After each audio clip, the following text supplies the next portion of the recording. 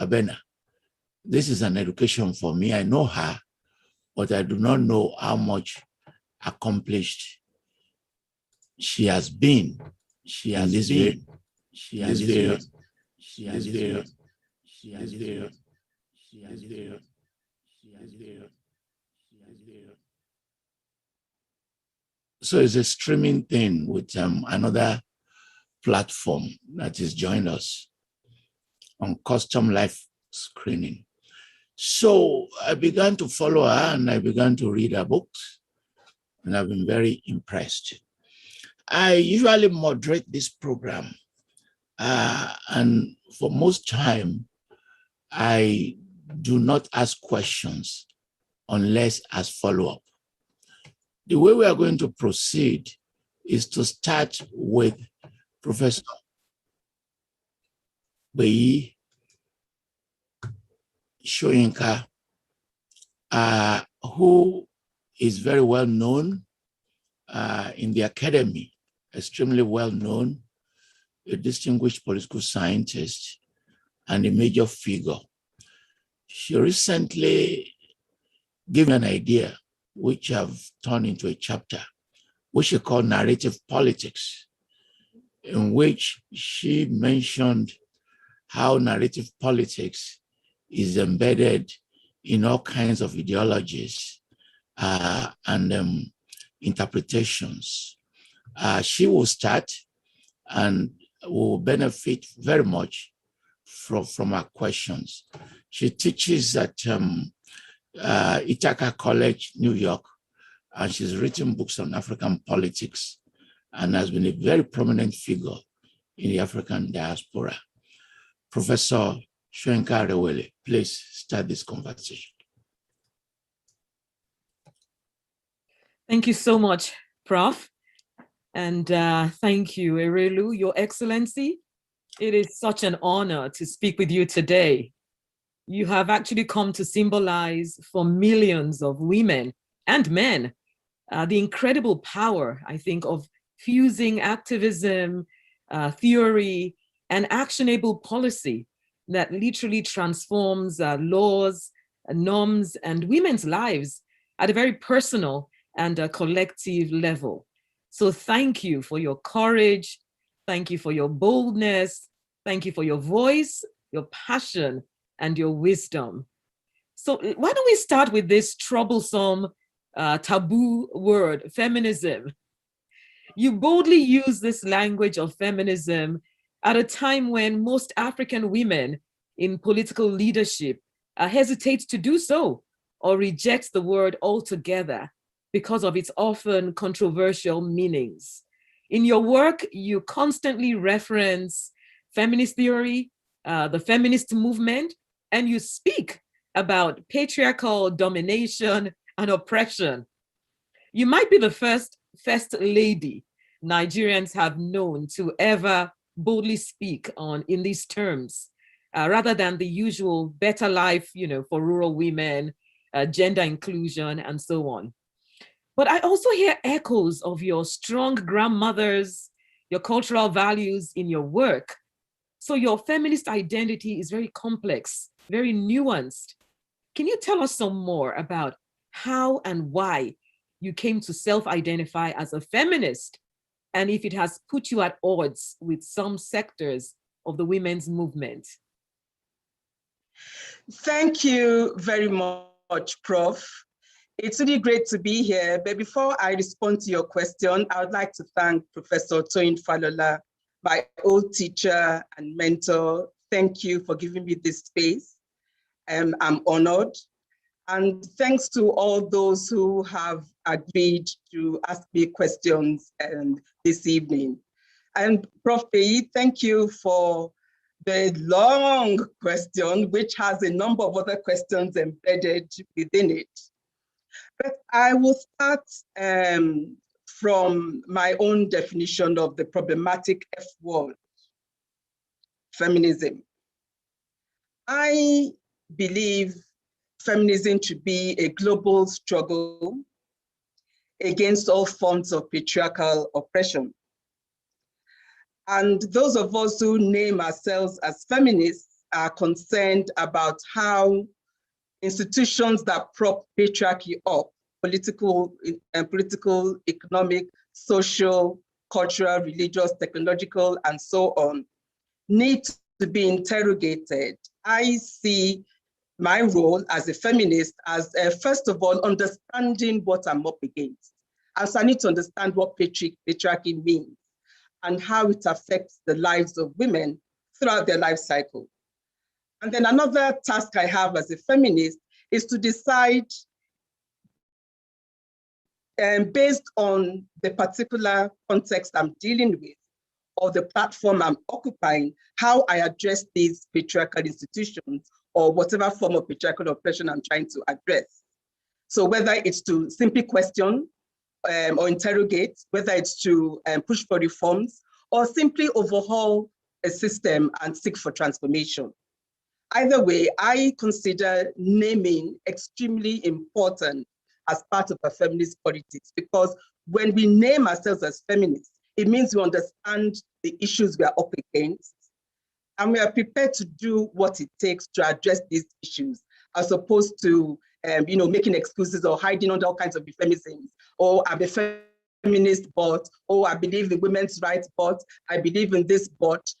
I'm very clear that I am a feminist because patriarchy is a problem and we all need to address it, both male and female.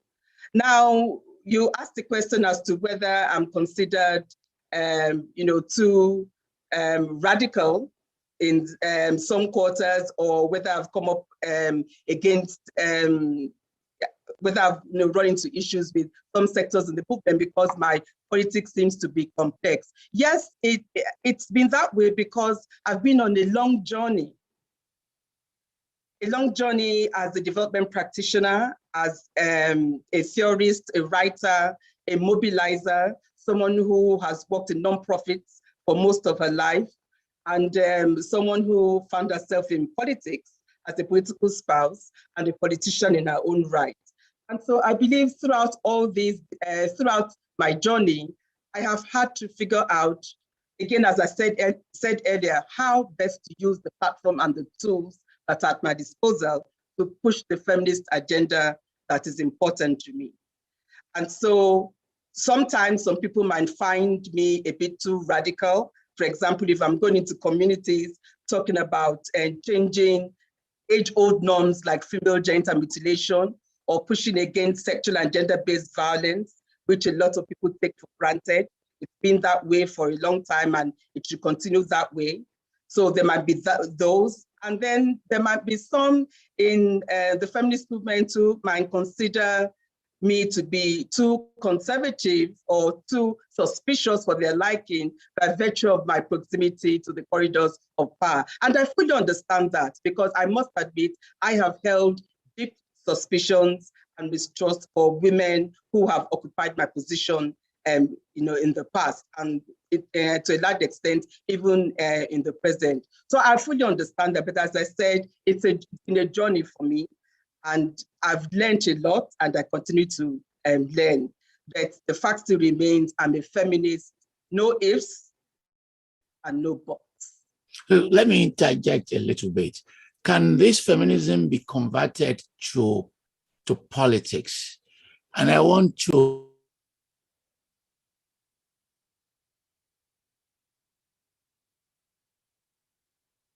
Prof, you're muted. So I want to bring this conversation. Is it possible to transform this feminism to political activism? The interview that will follow this, we are bringing Aisha, Osori, and some 5 women to talk in terms of women participation in politics. So I won't waste much of your time. But it's an anecdote. So I asked President Jonathan when he was in power, because we met at AU and UNESCO meetings. I said, can't we actually encourage women to run to become president? He said, hey, we already have a candidate. I said, who is that? He said, Bisi Adeleye-Fayemi. So that's what he told me. That's the president. So, which means some of this When conversation. was this? When Jonathan was in power at the UNESCO meeting. So that may mean that other people are also paying attention to what you are doing in very, very positive ways. And I was in Abuja to give a lecture at the University of Abuja. And somebody said, if you want to rape, do not go to Ekiti State. In other words, it is the only state where you cannot rape a woman. So many of these conversations are also creeping to the public. That's just, you don't have to respond.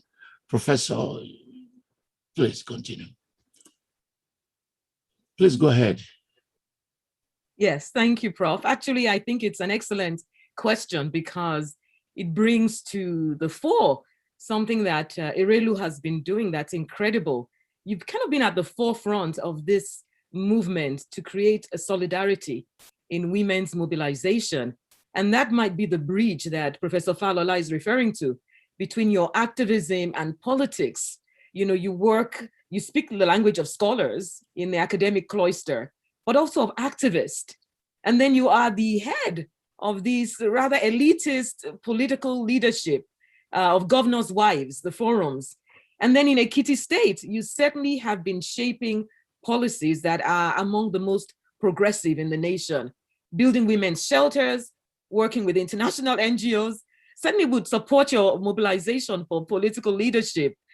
Tell us the strategies that you are using and the values to build this solidarity. It's quite incredible. Thank you, Prof. I think I would like to go back to how I have interpreted my understanding and engagement with feminist theory and practice over the years. I came of age at a time when there were very fierce debates going on about, the political naming around feminism, about the priorities that Black women were trying to raise around, what was supposed to be the core agenda of the feminist movement, which at the time was, dominated mainly by white Western voices. And then we had African feminists also trying to look at how all these definitions affected their own understanding of feminism in their communities. And from there, a number of features of African feminism started to emerge, and they resonated with me. First of all, African feminists, we consider a long history with slavery and colonialism and globalization and neoliberalism and so on as an integral part of the way we engage with the term. We cannot engage with feminist politics without an understanding of how all these historical realities affect our communities. And then again, as African feminists, we've also been very keen to place the issue of negotiating a new identity on the table. Yes, we are proud to be Africans. Yes, we are proud of our history and our cultural values, but we are not going to be part of cultures or traditions that minimize us, that dehumanize us. We want to be able to articulate an identity as African women that affirms our personhood, that affirms our right to dignity and respect. And then there's also been the question of narratives, our roles in our communities that have been slowly undermined over the years, our roles in politics, in the economy, in religious and cultural institutions, and so on. And so, considering the fact that I have, as I said, occupied different spaces, what is always at the back of my mind is, how do I make this particular space relevant to my, again, long journey as a feminist? When I was a women's rights activist in the women's movement, I still am, but when, for example, I was with Akinamama Africa, my main objective was to help build institutions and African women's leadership, both on the continent and in Europe. When I was with the African Women's Development Fund, my main objective was mobilizing resources that could be used to strengthen women's organizations and networks across the continent. So those are pretty clear. But now, as a first lady of a state, how do I bring to bear all this experience and my political understanding of feminism to make it relevant to the space I'm in now, even if I'm going to start walking in uncharted territory? It's not usual it's not that it's not happened before, it certainly has happened, but I admit it's not usual to see a first lady so engaged in policy advocacy, so involved in ensuring that legislations are passed or policies are made. But because I know that I occupy this space I'm in now for a limited period of time, I'm always going to be a feminist till the day I die. I'm always going to advocate for the rights of women, but I'm only going to be a first lady for 8 years. Well, I was one for 4 years, and then I was a minister's wife for another 4 years, and then I came back to be first lady for another 4 years. It has a time limit. But within this time frame, how can I translate all these things that are important to me, which I know would benefit millions of women in my community beyond just simple reforms or palliatives that really don't mean anything, and in the long term might not be sustainable. So I believe, as I said, it's still part of my long journey, but I found it extremely interesting, and I learn every day. Thank you so much. I just feel like stopping to say thank you again on behalf of the women who I know many have benefited so much from what you've done.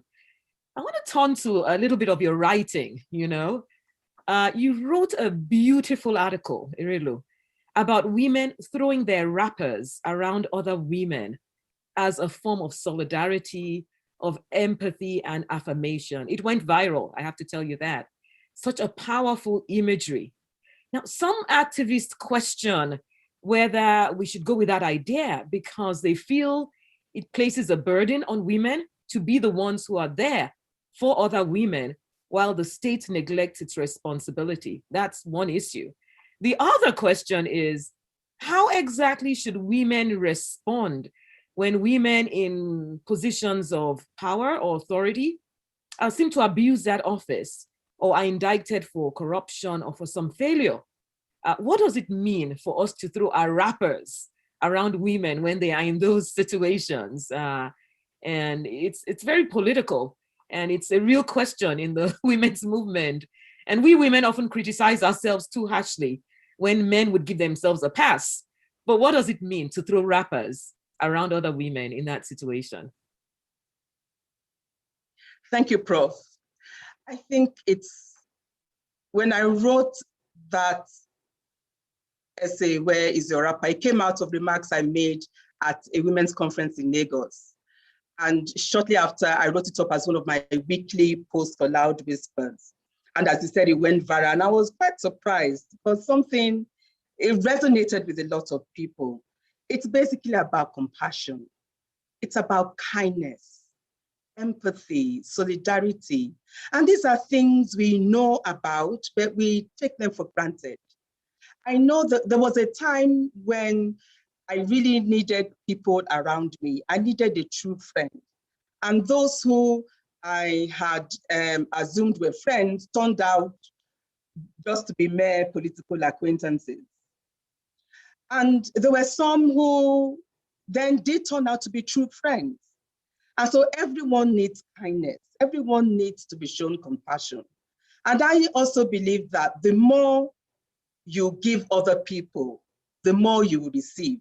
So it's something, to me, that's very basic, something that we've all been taught, I hope, right from when we are young. But in these days when everything seems so fast and everyone seems to have an opinion about everything and everyone is up in every other person's business, and thanks to social media, we virtually have no boundaries anymore.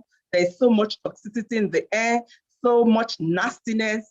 I thought it should be a reminder that as women in particular, we need to be kind and show compassion. Now, to the other question you raised around what it then means for us in a political context when we expect certain things from our sisters who are in certain positions and they let us down, should we then extend the wrapper to them. I think we've always been clear in the feminist movement that when we are talking about women in leadership positions, we are talking about women who will come in with the right kind of values. Women who will come in willing to do business unusual, not business as usual with the boys. We have that expectation, and sometimes those expectations are not met. Do we then need to descend on these sisters the same way in which the male-dominated media descends on them and consumes them in a media frenzy? I believe people should be held accountable, male or female, but we need to be circumspect. And I'll give you an example, and I don't know if this is going to get me into trouble, but I couldn't help but wonder. Now, someone like the former Minister for Petroleum, Diezani Madueke, she has been accused of a whole lot of things. There are many charges against her, and hopefully one day she will face these charges, she'll have her day in court. And in that time, I wonder what the obsession is with her private jewelry collection.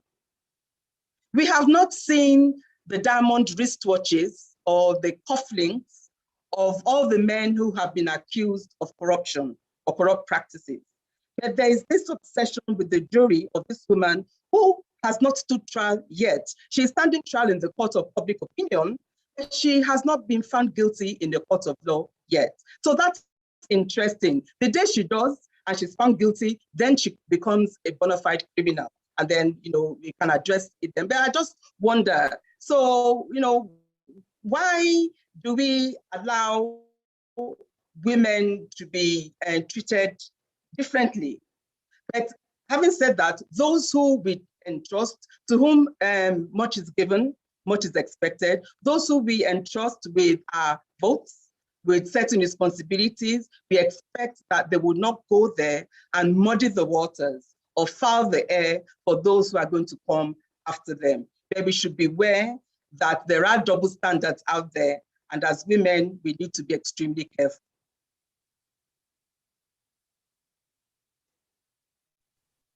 The example you gave just now is really points me to your writing. You give an example and it was so compelling. It's the way you write. It's very unique, very compelling, very powerful. And you found a style and a voice that is very personal, but also very political. And I was reading in Loud Whispers about your childhood experience with a swimming instructor, for example. You broke the taboos that caution women in particular, don't speak about it, don't talk about those deep personal realities. And I've wondered how and when, why did you decide to steep your public work in this personal narrative? And how has the culture of shame and secretiveness worked against women's rights and protections? How did you find that voice? And what do you see about the taboos that continue to hold women captive? Thank you, Prof. Well, because I write on a weekly basis, I try to look at things that are a discussion or a conversation at that point in time. And if there isn't a conversation I'm interested in, I then, pull something out of the air. But the article you refer to is the Busola Moment, and it is in Where is Your Rapper, my latest book. I think for those of you who have it.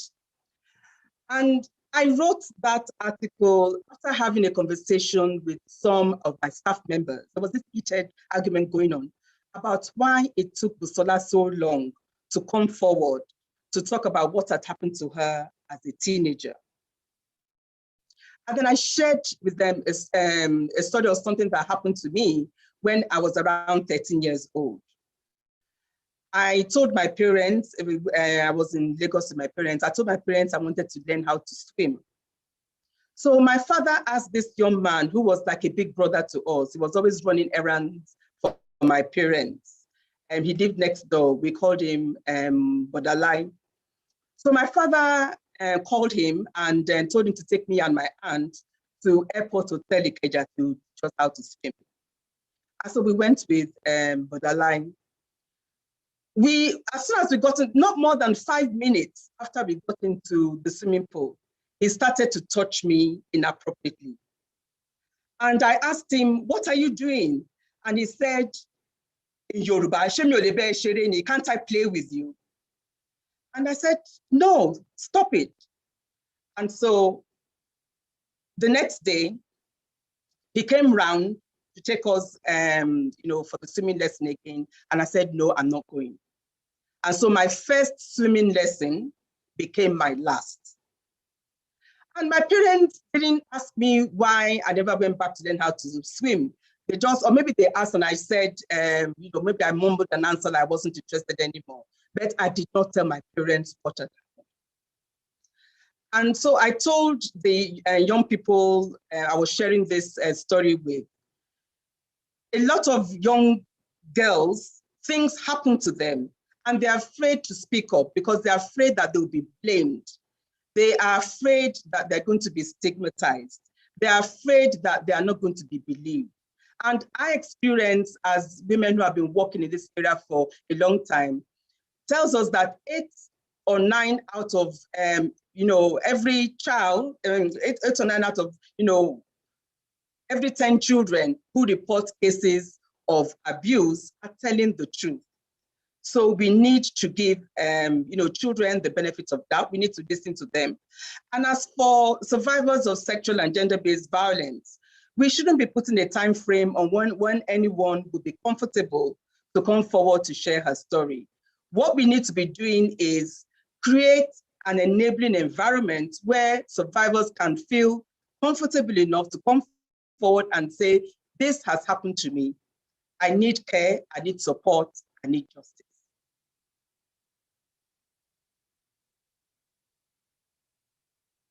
I give you the opportunity to ask one more question, if you don't mind. But before you do, I want to recognize the eminent writers who have joined us. Neo Shundari joined at some point. Wale Okediro is still here. Professor Bossede, University of Lagos. The writer, Mabel, University of Abuja. Da Silva, the poet. I've seen so many writers, which is very good in terms of carrying this conversation forward. And I want to use this opportunity to congratulate Tunde Kelani, who is joining us now, is here with us on the release of his new movie, Anyela. Congratulations, sir. We look forward to watching it. Please, one more question from you. So difficult, Prof, very difficult. I won't sneak in my question about the entitlement mantra and asking what would it take for women to make it costly for politicians to ignore them.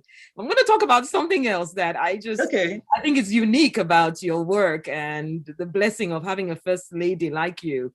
My jaw literally dropped when I read your very candid thoughts on how technological advances sometimes work against us. You wrote about the growing popularity of, for example, of technologically sophisticated sex toys. And, it takes you, Erelu, to point out how even these things and the private spaces can reinforce women's oppression by reducing them to passive landscape for male desire. And so it got me thinking about the ways in which different advances can actually lead to a rollback in women's progress and voice. And one of the areas is that of education.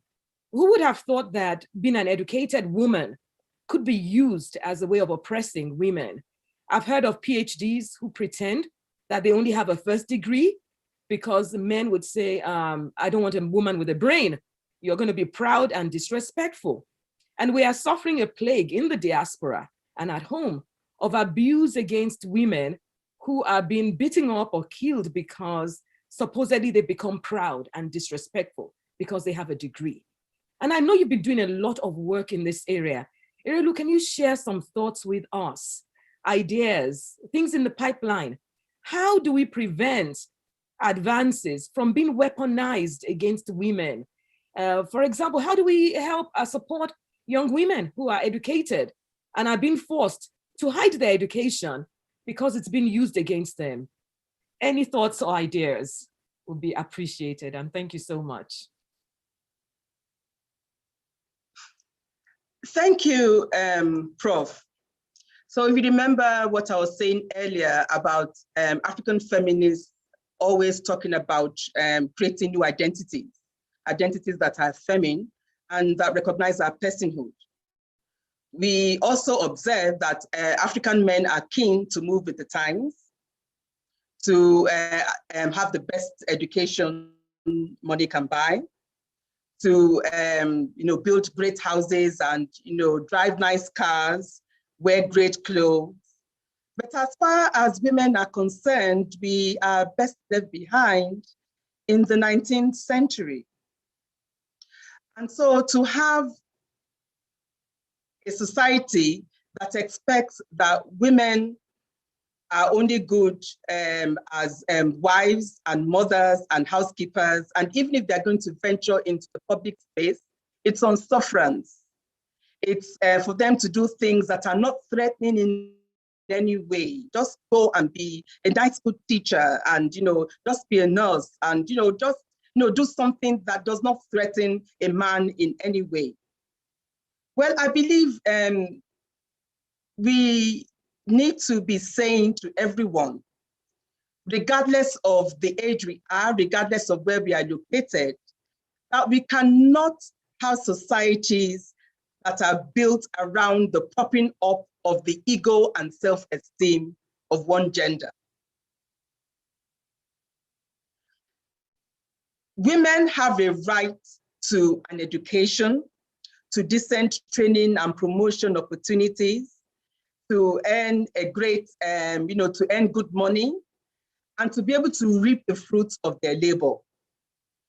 Young girls are entitled to confidence and self-esteem, and not to have it pressed out of them by their parents or by teachers or their peers or boyfriends or eventually husbands.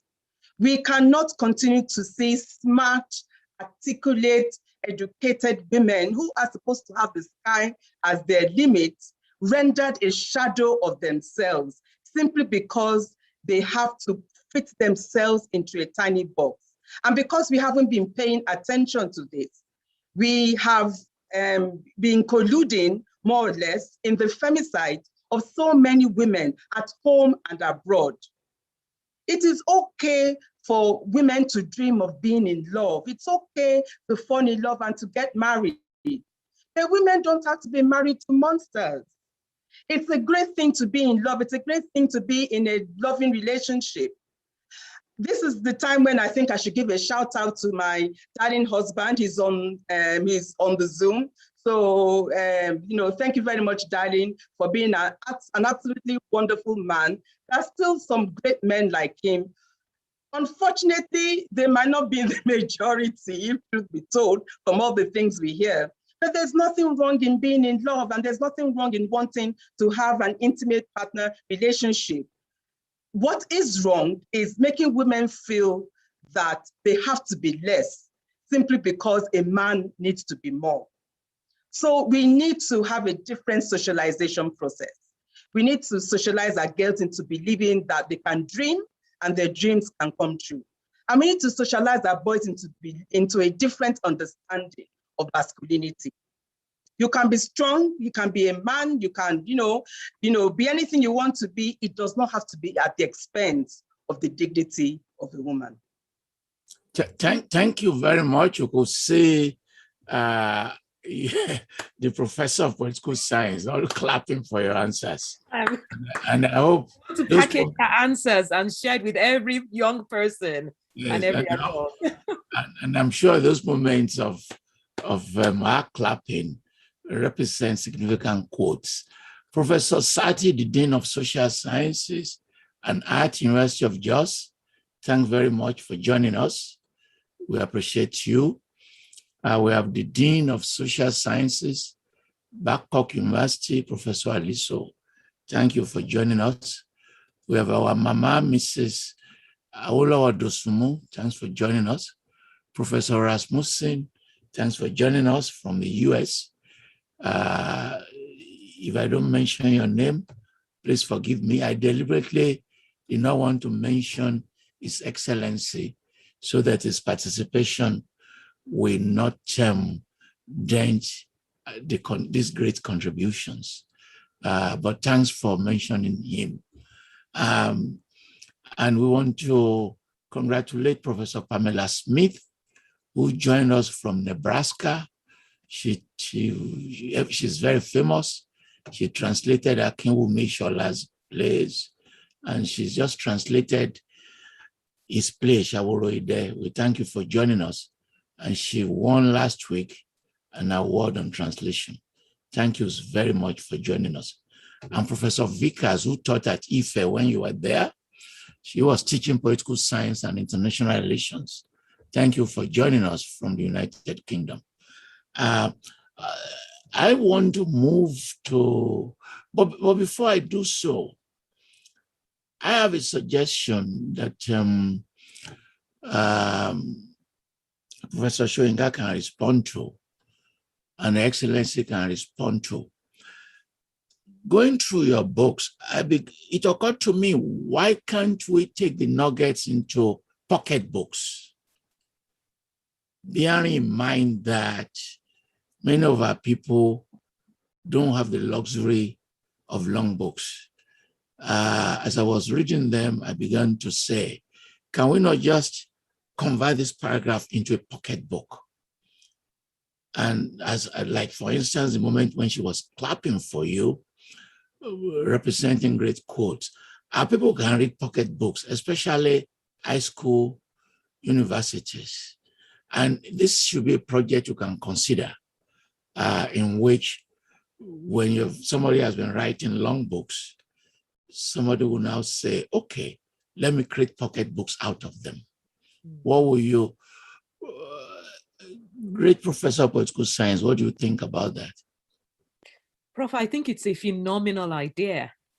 Many years ago when I was in South Africa, I recall seeing that they converted their constitution into a pocket book because they wanted every person to know their rights, to understand it in a language they could understand.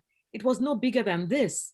And I'm on the Human Rights Commission here in Tompkins County. I would love to see some of these great, words and, shortened excerpts from your work.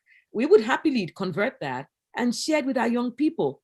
I think it's a phenomenal idea. And I think many organizations would actually support that. They, help to fund it and to distribute those pocket books. I would love that. Yeah. Yes, I'd love that. Thank you, Prof. Yeah. And they can be illustrated as well.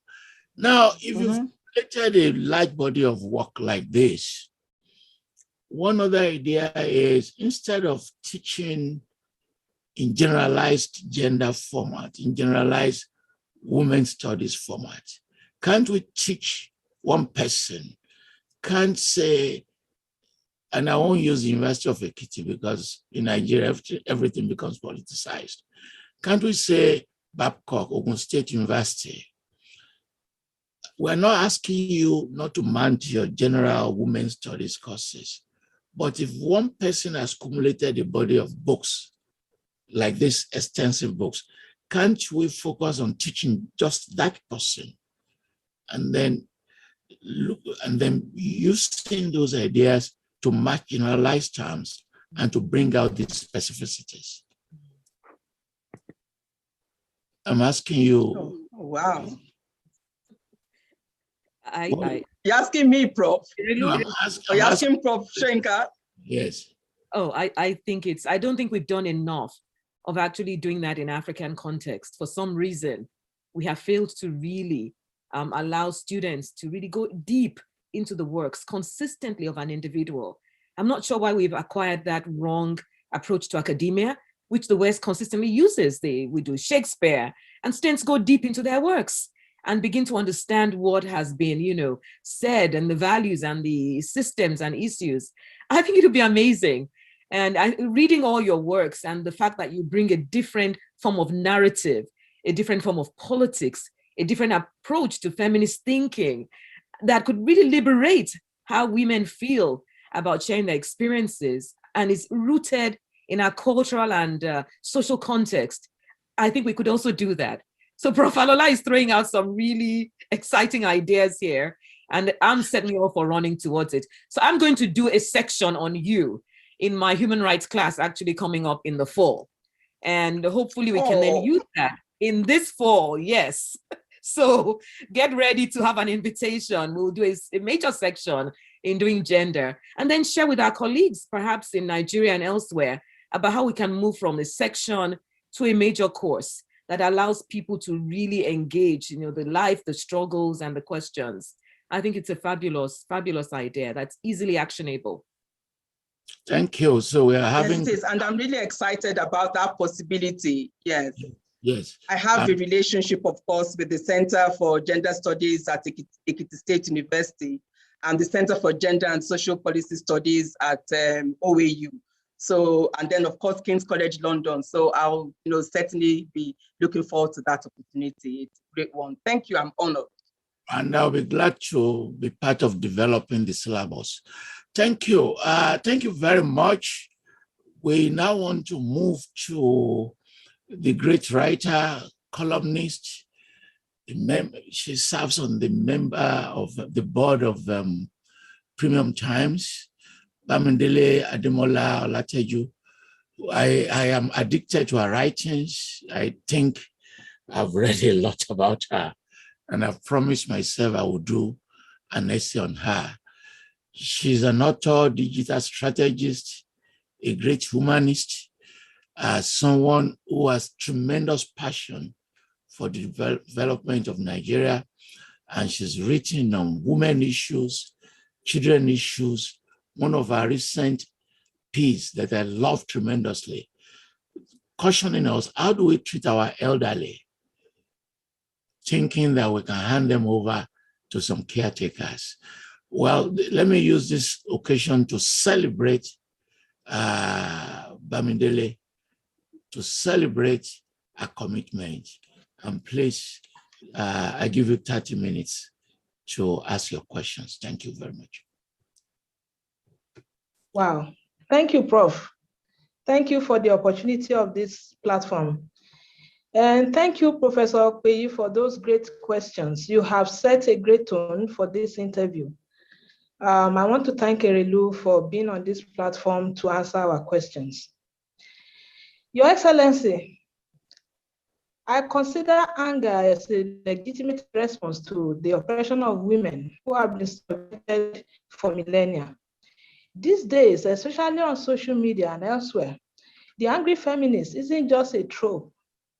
In Nigeria, there are many feminists that are very, very angry. What do you think is the basis of this anger? Young feminists in Nigeria seem to hate anything and everything about men. Do you think feminism is linked to misandry?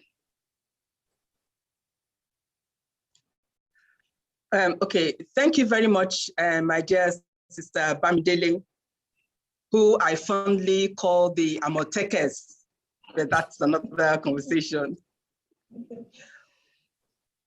I'm going to try and answer the questions, because I had two questions in one. I will answer the first part about the anger that young women feel these days, and then we'll have a conversation about misandry. Now, I believe it is not just young women who are angry these days. Young women are angry and older women are angry, probably for different reasons. As an older feminist, I am angry that after all the years of working on these issues, the patriarchal norms and values that we are trying to address remain impervious to change.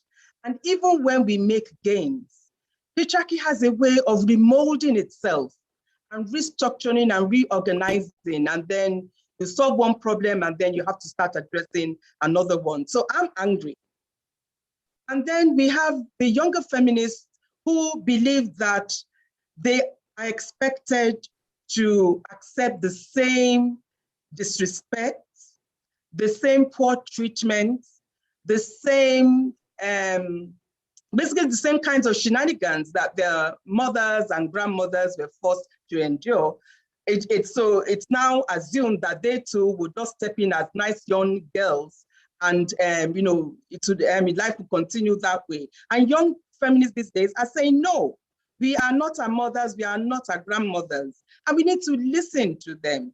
And we should start forcing certain concepts around the way we lived, around the values that we grew up with, down their throats. Granted, of course, we have a lot of positive values that we grew up with that we are going to be passing on to our children, absolutely. But there are some things that were really not great about some of the ways in which women were treated in our society that we should stop romanticizing. I mean, we shouldn't expect that our daughters should put up with the same thing. And I actually think anger is a good thing. I'm talking about, positive anger now, not the kind of negative anger that will make you want to go out and shoot someone. Anger wakes you up in the morning. Anger gives me a fire in my belly, wanting me to go out and challenge things and do things. I believe someone who isn't angry or worked up or feeling passionate about something is not the kind of change agent that can get much done. And so I'm all for anger. I just want the anger of old and young feminists to stay focused on ensuring that we do whatever we can to bring about workable solutions in our communities. Now, on this show of misandry, the fact that a lot of young women just simply hate men and don't want to talk about men. Now, that's where we need to be careful, because a misandrist is not a feminist, not necessarily. And a feminist is not necessarily a misandrist. Now, as I said earlier, as a feminist, I believe in the personhood of women. I believe in the rights of women to be able to live their lives without thinking they have to fit into a box, regardless of what patriarchal restrictions say. Now, for those who believe that individual men are their problem, they are not going to get much done. A misandrist, for example, is someone who hates men, who hates individual men. Now, while we as feminists understand that individual men are the beneficiaries of patriarchal powers and privileges, it is the institutions that drive this that we are concerned about.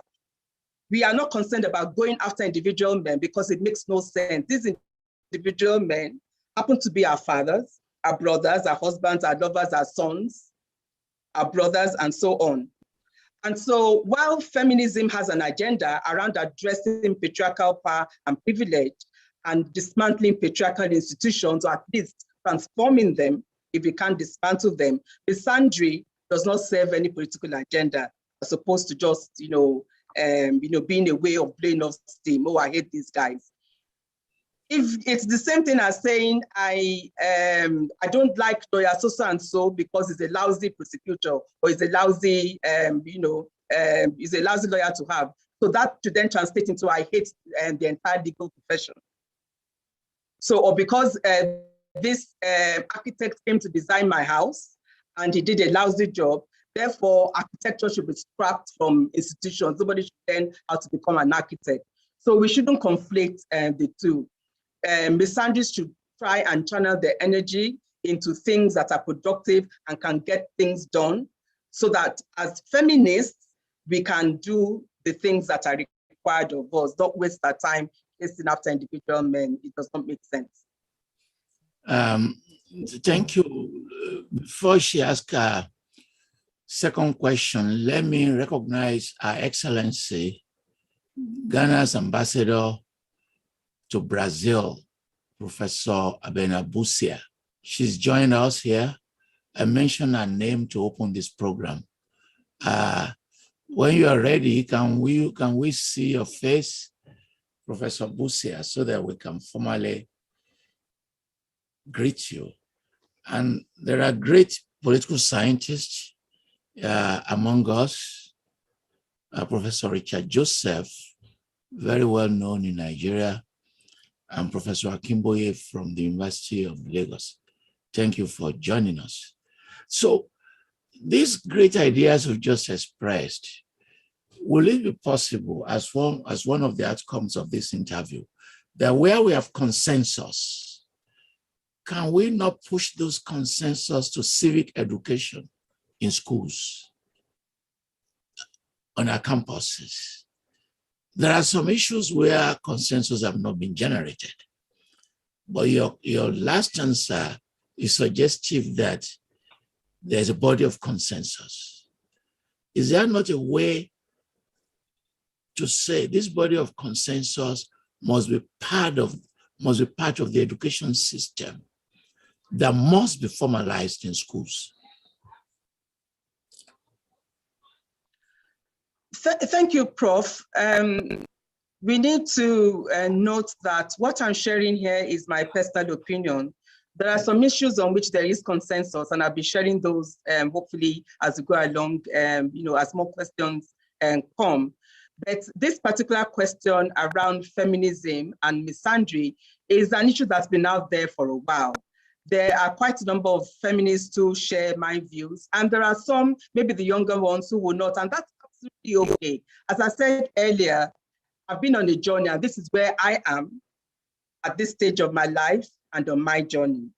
And I have discovered that there's a difference between addressing institutions, addressing norms and values, and chasing after individual men who, by the way, depending on what we are talking about, could also be victims of the same patriarchal norms and values that we are trying to fight against. So it's a nuanced conversation. People will come to it based on their experience and where they are at any given point in time. Thank you. Please, your next question. Thank you. Erelu, I would like to talk about keeping girls in school. When you champion, I'm like, why haven't anyone thought about this before? You left to critique the disruption of girls' education due to pregnancy. By doing so, you reframed and articulated the right of girls to continuing post-basic education regardless of pregnancy. What that means to the girl, to a future woman, is that you have succeeded in setting education as a right and not a privilege that is subject to withdrawal or punishment. That is a first. What informed that decision? Okay, so now you see what happens with an angry, middle-aged feminist. In 1995, I went to the Beijing conference. And as we were preparing for the Beijing conference, at the Africa Regional Preparatory Conference for Beijing in Dakar in 1994, it was African feminists and African governments who placed the issue of the girl child on the Beijing platform for action. It was not there. By that time, the United Nations had already decided on 11 critical areas of concern. But African feminists insisted that they needed to address the issue of the girl child. That was a time when many African countries were either in the midst of violent conflict or just emerging from violent conflict. And the education of millions of girls across the continent had been disrupted. And country after country kept bringing forward very dismal figures about the enrollment of girls in their schools. And so that's how the girl child got onto the agenda of the Beijing platform for action. And a lot of progress has been made over the past 26 years, I must admit that. Even to the point that in many parts of southern Nigeria, for example, the enrollment of girls in schools outnumbers that of boys. In most parts of northern Nigeria, the education of girls is still a big problem because of the insurgencies there and the cultural restrictions as well. But in many parts of southern Nigeria, we have basically moved the agenda forward in terms of being able to make a case for girls to go to school. But guess what? In the year 2021, we are finding it difficult to keep our girls in school. Our girls keep dropping out of school, either because they are poor, even where education is free, there are other things that need to be paid for, school uniforms, shoes, meals, and so on. If their families are poor and they have to make a choice between whether it's the girl who gets to go or the boy who gets to go, the girl stays at home hawking oranges or bread. As she's hawking oranges or bread, that's where she falls into the hands of some sexual predator. She gets pregnant, and that's the end of her life. She loses it. And on and on. And so I found myself, I'm the first lady of the state. Sometimes I go around the maternal health centers to encourage women to register when they are pregnant with the primary health care facilities. And I hand out maternal health kits to encourage them. And I find myself handing out kits to 15-year-olds, 16-year-olds, 17-year-olds, pregnant. Girls are supposed to be in school. And so that's why we said we need to do whatever we can to keep our girls in school. So if they get, and they don't get pregnant by themselves, someone makes them pregnant. And in Ekiti State, because we have the child rights law, and we have the Violence Against Persons Prohibition law, and the compulsory treatment and care for sexually abused minors law, anyone who has sexual intercourse with anyone below the age of 18 in the state commits statutory rape. There's no such thing as consensual sex with a minor. So therefore, if any of our girls get pregnant, they have the choice of staying on in school till they deliver their babies, or they can go away and have their babies and they can still come back to school. There will be no stigma or shame attached to that. There will be no repercussions. They won't be expelled from school simply because they got pregnant. And that way, we will be able to ensure that we keep as many of our girls in the system as we can. There are other barriers to the education of girls. And there's, as I said, there's the issue of poverty, there's sexual exploitation, even things as basic as access to menstrual hygiene products. We found out that many of our girls in poor remote areas stay at home at a particular time of the month because they can't afford sanitary protection. And so with these legislations and policies in Ekiti State, we are trying to make sure that we keep as many of our girls as possible in school so that years down the line, the boys who they were in class with are not the ones who become the engineers, doctors, lawyers, and senators. And the girls they went to school with are the ones who are selling plantains and bread at the roadside, which is where we are headed if we don't address all these issues very seriously. Thank you so much. After the 2019 elections, you wrote an article, The Need for Ati-Learn. That article is a rich repertoire of political wisdom.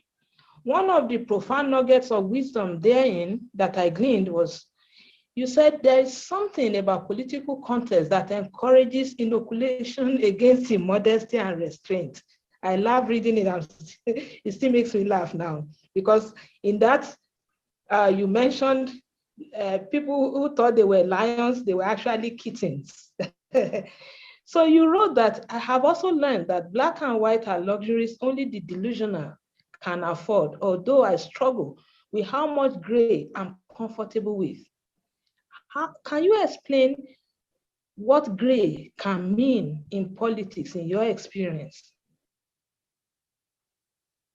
Now I'm convinced that you want to get me into trouble. Well, I believe that in politics, black and white is very difficult. We mostly deal with shades of gray. And yes, there are some shades of gray that bother me, but it's what it is. And 2 + 2 is hardly ever 4 in politics. And it's supposed to, mathematics is supposed to be logical. 2 + 2 = 4, but not in politics. So I believe those gray areas for me include the lack of opportunities for a lot of people in politics, a lot of for women, for young people, and even for men who have ideas that might sound too revolutionary or progressive for the conservatives who mostly dominate the political space. So it's very difficult to navigate the space without the aid of a godfather. you can't engage in politics without the support of the godfather. And I've also learned that if we can't do without godfathers, why don't we have godmothers? And I've tried my hand, and I must confess, successfully at being a godmother. Because if men have godfathers to get from one point to the other, why should women be the ones, standing as observers in the political process? And women are the ones who fuel political machinery. So I too have, tried my hand at being a godmother every now and then. And Professor Kweyi will remember a debate that took place on one of our feminist platforms when some people were saying, why does anyone have to kneel down for any male leader, for any godfather? That's absolute nonsense. And so the debate went on and on. And I chipped in and I said, Bisi, I have knelt down for political leaders asking for favors. Please, sir, consider us, sir. We need to do this, we need to do that. Because that's what it takes in political settings. And I also noted that there are a lot of people who are old enough to be my father or my mother who prostrate or kneel for me as well.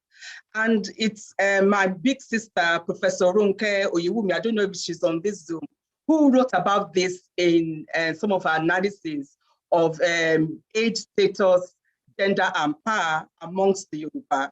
It's rather complex and nuanced. And these are some of the things that, these are some of the tools I have taken into the political space that I engage with. So yes, the need for godfathers, and the existence of godfathers, and therefore the need for more women to step up to support other women with providing them with the kind of political capital that is required, the opportunities, the financial support, and so on. And then, of course, there's a role that money plays in politics. Unfortunately, with each electoral cycle, the cost of running for elections keeps going up, and that's very worrisome. And it's one thing for us to sit on the sidelines and complain about the cost of running for elections. And as we are making those very serious evidence, the costs are not going down, they keep going up. So what do we do about it? And then the issue, of course, of what has been famously termed as stomach infrastructure, which people believe is essential in terms of being able to get support from grassroots communities. On the one hand, we cannot continue to allow our people to believe that the only way they can engage with politicians or in the political process is if there's something that directly benefits them on the spot through a Congo of rice, a bag of gari, or a wrapper, and so on. But at the same time, we still need to find ways of engaging with those who make up the numbers when we ask people to come out to vote. A lot of us have great ideas on social media, but our arguments and debates on social media do not translate into votes on election day. And so those are still some of the gaps that need to be filled. But I believe that every single one of us has a role to play in the political process. And we need to learn from one electoral cycle to another. But sadly, we don't seem to be doing enough of that. I will give Thank you. Our sister Bamidele one more question in the interest of time. There are two vice chancellors here in the audience, one from Uganda, Professor Amidou Sani, Vice Chancellor of Fountain University. Thanks for joining us. And we have great journalists here from nations. We have Oyegbile, and we have the great man who writes for Premium Times all the time, Chido Onuma. Thanks for joining us. The quality of our audience is so high. Each time we meet is a formidable intellectual community, and we thank all of you. Please, one more, because the audience, if we don't involve them, they're going to get angry. So please, can you ask one more question, please? Okay, sir. Let's go to popular culture, Erelu. You're a woman of many parts, so in tune with popular culture, because I read what you wrote about Jerusalem long before anybody heard about it, before it became a hit. And the Game of Thrones, you know what young people are up to each time. You catch up on TV series, on sitcoms, on songs. In one of your articles in Above Whispers, you wrote about the Game of Thrones. Well, you made me go back because I never watch all those things. I don't really have the time. So I read about it, and I learned a lot of leadership lessons from the 2 episodes I've watched so far. I have a question from the first episode based on what I have gleaned from your own leadership style. Queen Lannister tells Ned Stark, when you play the Game of Thrones, you win or you die. There's no middle ground. Is the queen wrong, Erelu? Is there a middle ground in leadership, in politics, as illustrated by the Game of Thrones?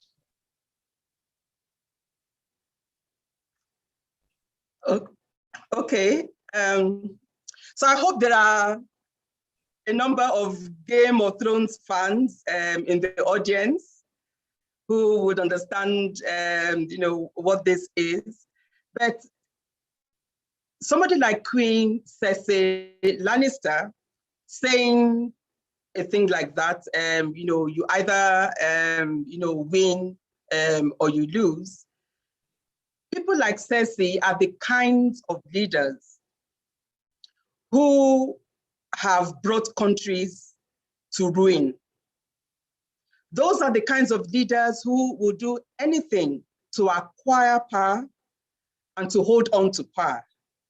They are the kind of people who shut the door on anyone who comes with ideas of doing things differently, to transform things and enable societies to grow and develop. So for Queen Cersei Lannister, power is all about serving themselves. It's all about control. It's all about domination. Ned Stark, on the other hand, of House Stark, he epitomizes the leader who believes in service to the people. Transformation, whether it's of institutions or of structures or of ways of doing things.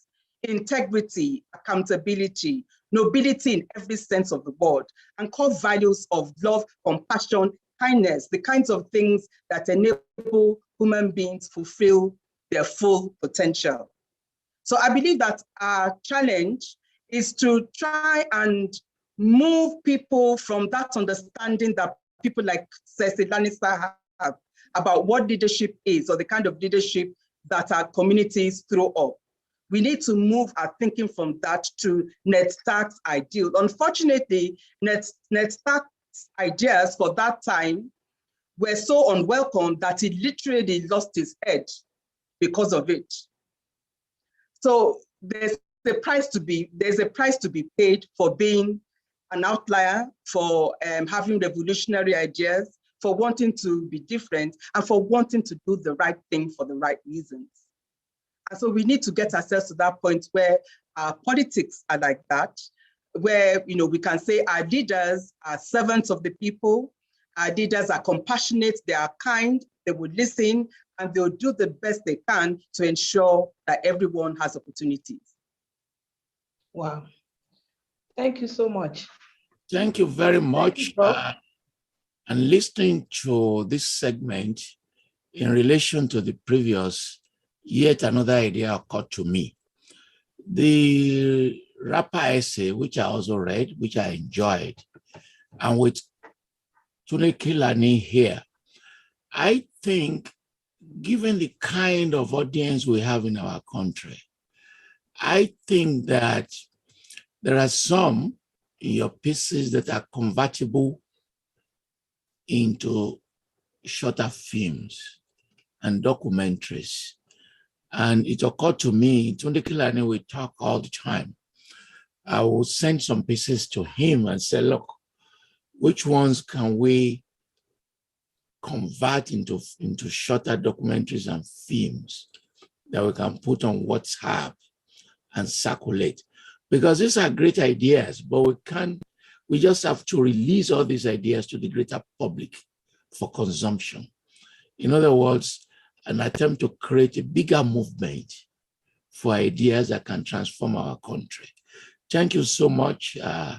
So it's my privilege to invite Segun Adeniyi, the prominent journalist and writer.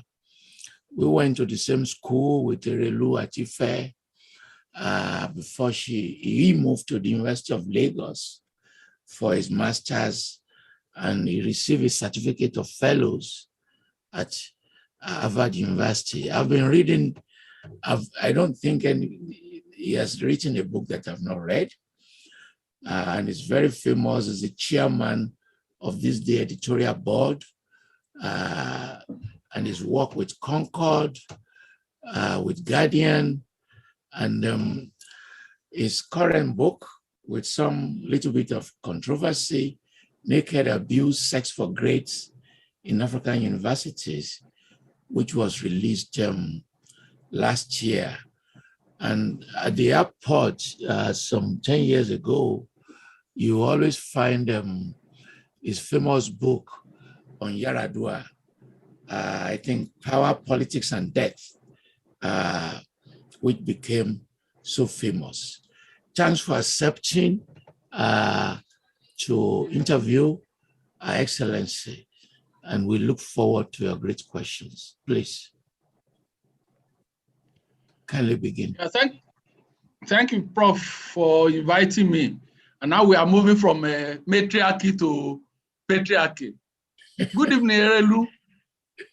Good evening, my dear brother. Yes, thank you very much. And let me just follow up on the issues already raised by Prof and my sister, Bamidele. I mean, Prof talked about my book. You have lately been involved in the advocacy to curb this challenge of transactional sex between lecturers and students on the campuses of institutions of higher learning in Nigeria.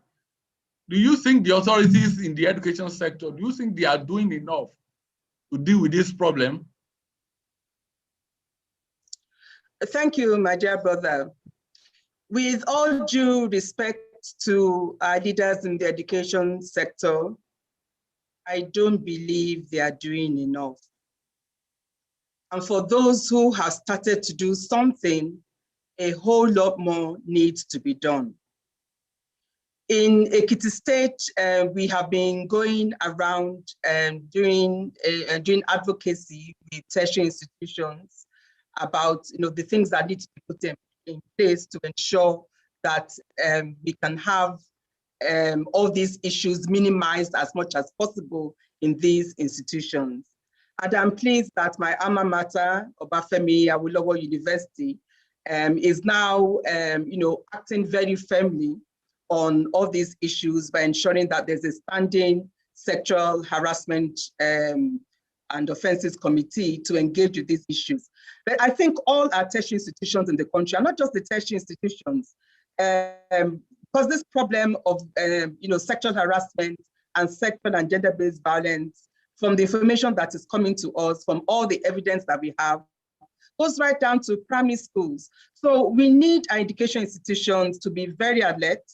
There needs to be zero tolerance for all forms of sexual harassment and gender-based violence. And the tone for this needs to be set by the leadership of the institutions. Every tertiary institution in the country needs to have a sexual harassment and gender-based violence policy. It should be mandatory. Right now, institutions are developing these policies because they feel it's a good thing to do. It should be made mandatory, maybe by the Federal Minister of Education, the National Universities Commission, but it should be mandatory. Every institution should have a policy in place. And with that policy also needs to come a transparent and unambiguous grievance procedure, so that when a case has been reported or is being handled, we know exactly what steps are being taken. And we should have safe spaces and support systems in place in all these institutions, so that when victims come forward, they can share their stories in an atmosphere of respect, trust, and with minimum shaming and blaming. And then we also need to address the issue of security in our schools as well. A lot of the cases that we are seeing around sexual violence on campuses or in schools, for example, is linked to the lack of security. University authorities need to do better in terms of providing accommodation, particularly for female students. This practice of having female students live in very dubious apartments all over town it's not desirable at all. It makes them vulnerable. And sometimes a lot of these girls are forced to share apartments or homes with boys who who they start out as flat-based, then they become boyfriend, girlfriend, then acting husband and wife. And all this is not good for, for all these young girls. And then this might sound, a bit harsh, but one way to test that a system is in place and is working and delivering what it's supposed to is to have scapegoats. So we need as many scapegoats as possible so that people will sit up and they will know that the authorities mean business.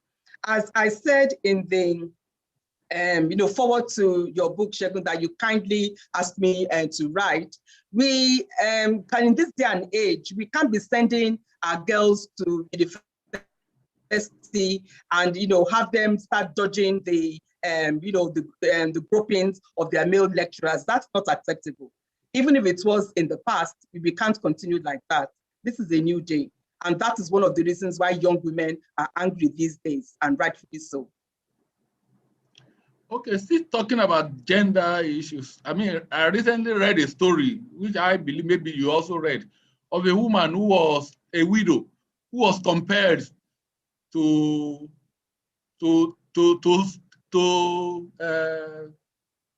was being compared to take the water that had been used to birth the corpse of our late husband. I mean, you have all these kind of cultures that not only diminish women, but actually degrade them.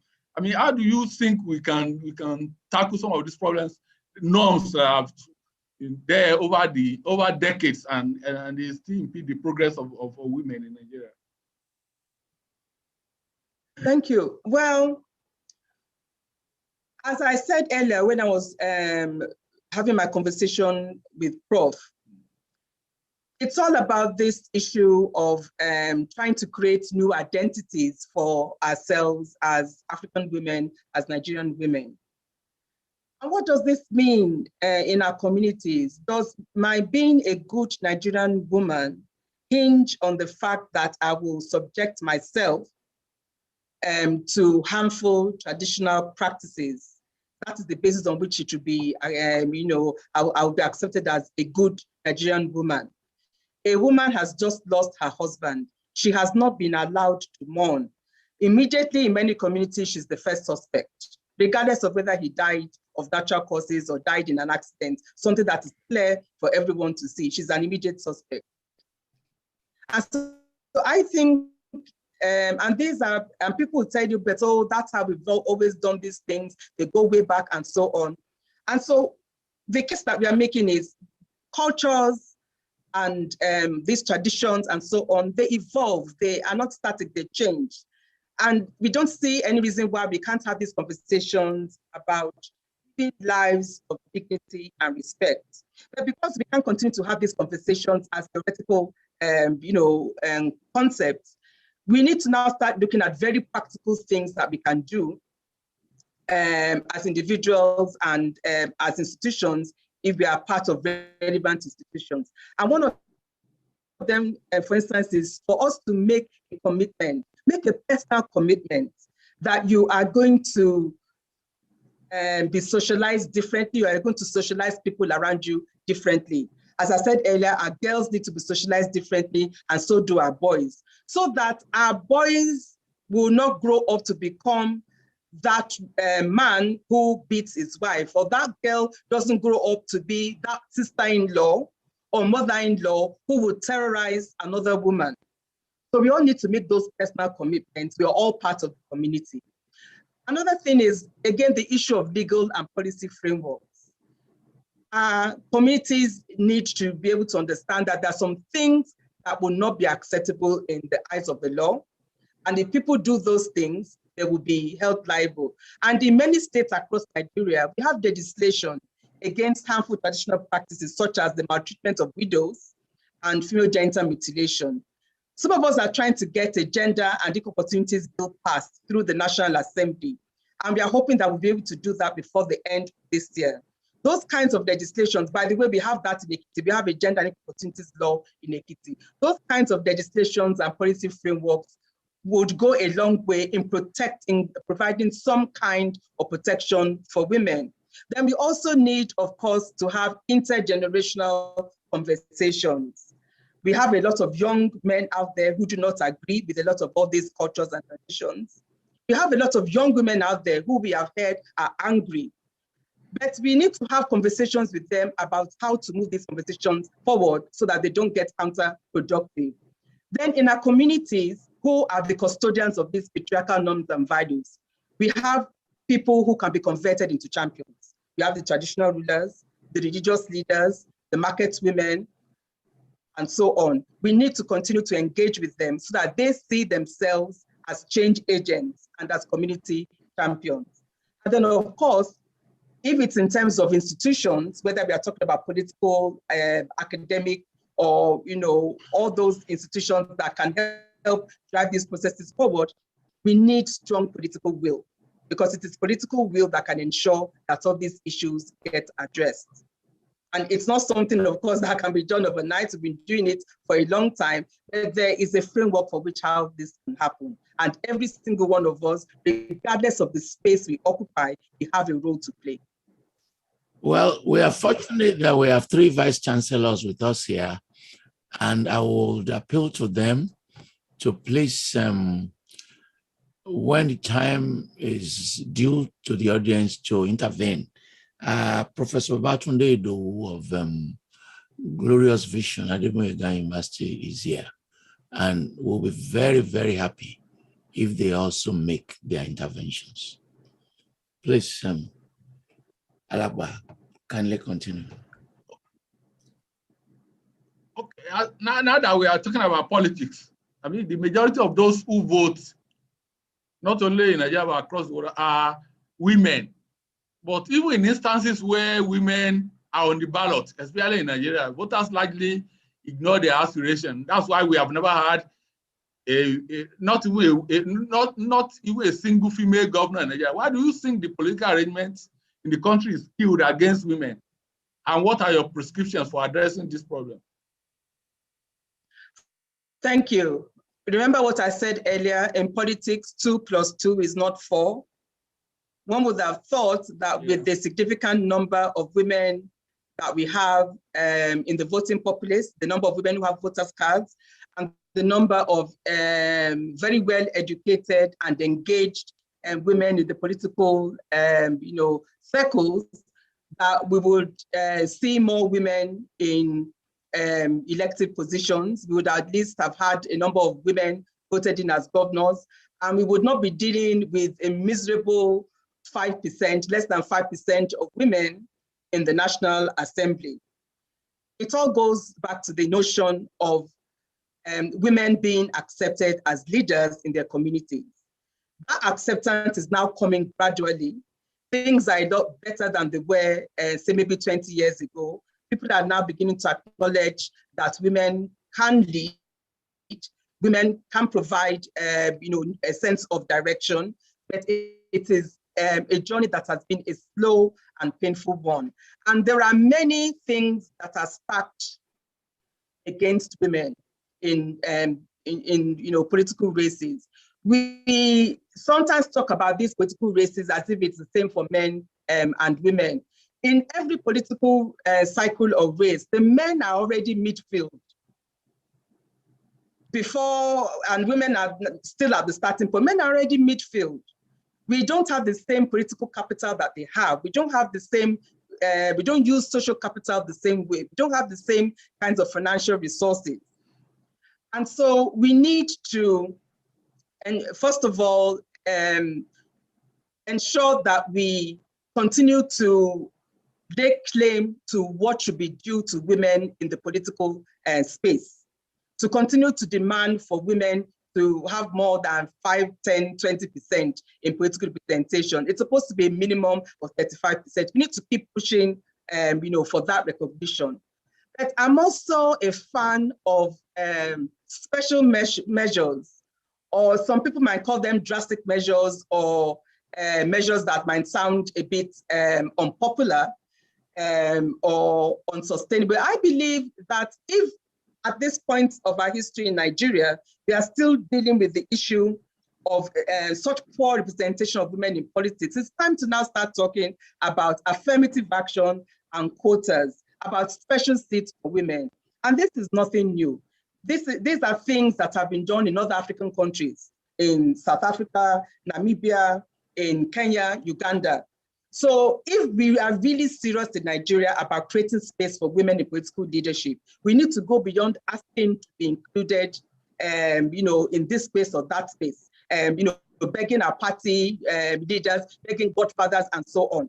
We need to address this issue of affirmative action and quotas, because we need something that is embedded in laws and policies, and not just left at the discretion of our political leaders, our party godfathers, or our governors.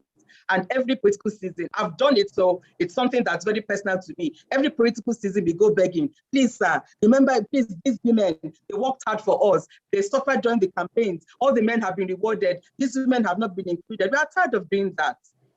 It should be a right for women in political spaces, for them also to be able to, be given opportunities and to lead and put, themselves forward. So I'm a big fan of these special measures, and I hope that in the new constitutional reform process, in the new electoral reforms that are happening right now, we'll be able to get these addressed, as well as through the Gender and Equal Opportunities Bill. Yeah, let me commend you for the efforts you played in Ekiti, especially on the laws against rape. But I mean, when you look at the social problem, it's still a big challenge in Nigeria. Everywhere, I mean, there's hardly any day when there will be no reports about rape of women and girls. I mean, it's become very prevalent now. How do we tackle this challenge? How do we begin to address this challenge in a more holistic manner? I mean, beyond what you and the Excellency are doing in Ekiti. How do we make that kind of intervention national?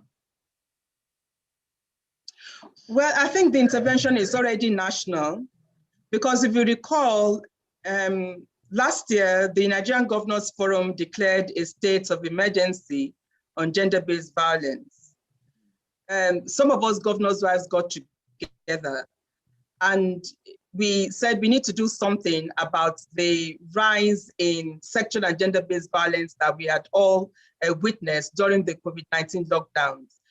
And gender-based violence has always been an issue that we have grappled with, not just in Nigeria, all around the world. But it became exacerbated during the COVID-19 lockdown for obvious reasons. Women and girls were trapped in their homes and in their communities with their tormentors. And so we felt as governors' wives, sometimes some of us receive these GBV survivors first before they are taken to people bring them to us first because they feel that they'll get justice from us, or that there will be something that will happen. So they bring them to us first before even taking them to the hospital or to the police. So some of us got together and we decided to set up an initiative around gender-based violence. And the first thing we did was to write to our husbands at the Nigerian Governors Forum, asking them to declare a state of emergency on gender-based violence, which they did on the 10th of June, 2020.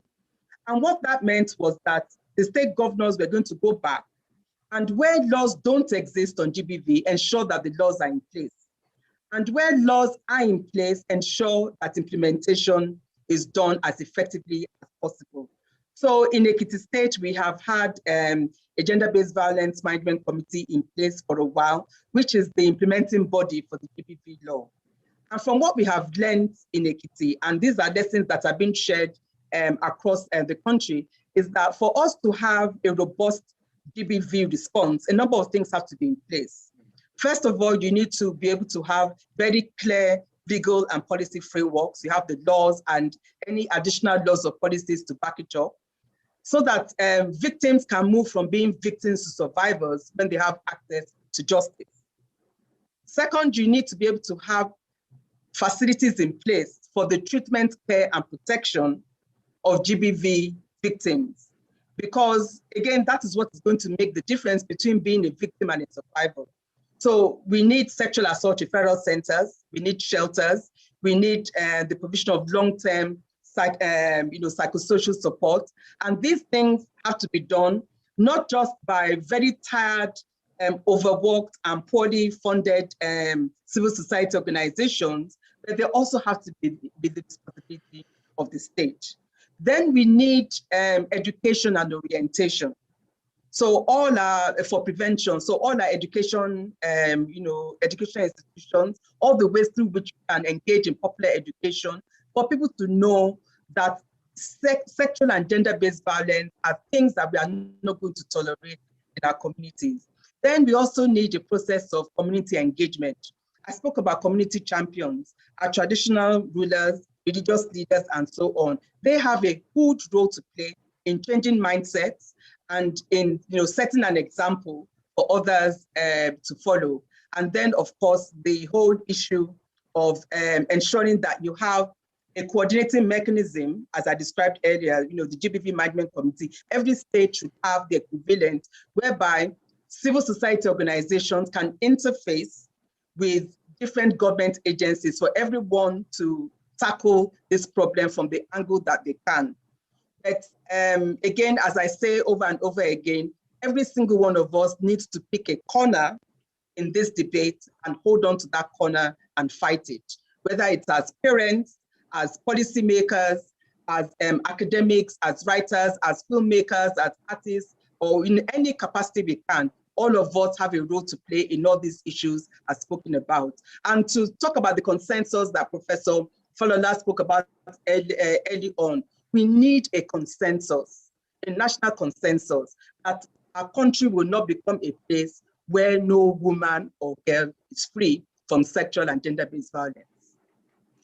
Yeah, now let me take you to an interesting bit. I mean, part of the patriarchy is, especially in the political arena, is that the wife of a governor, the president, or any elected is not supposed to have a voice.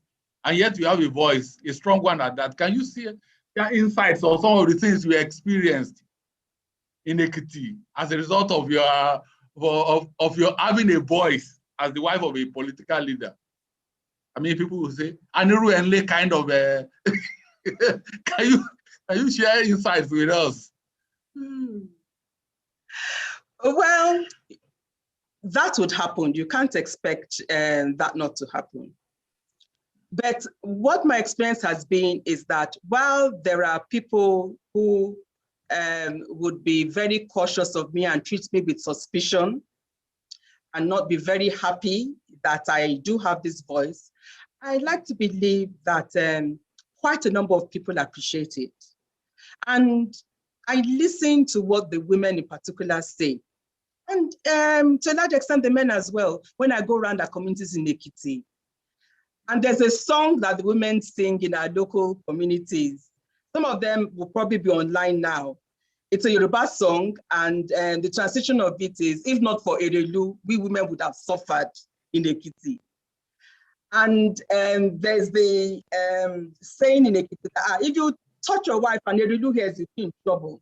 So there are those who appreciate the fact that I do have a voice, and I'm appreciative of that.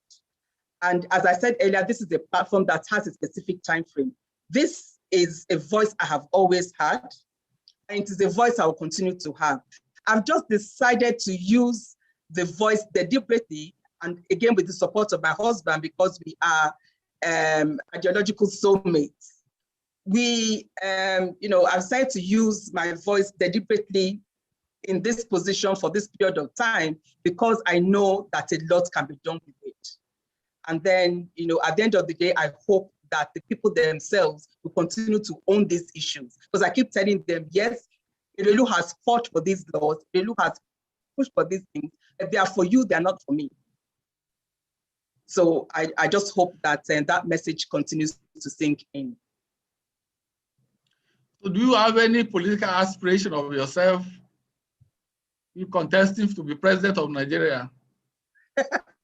Not for myself. Thank you.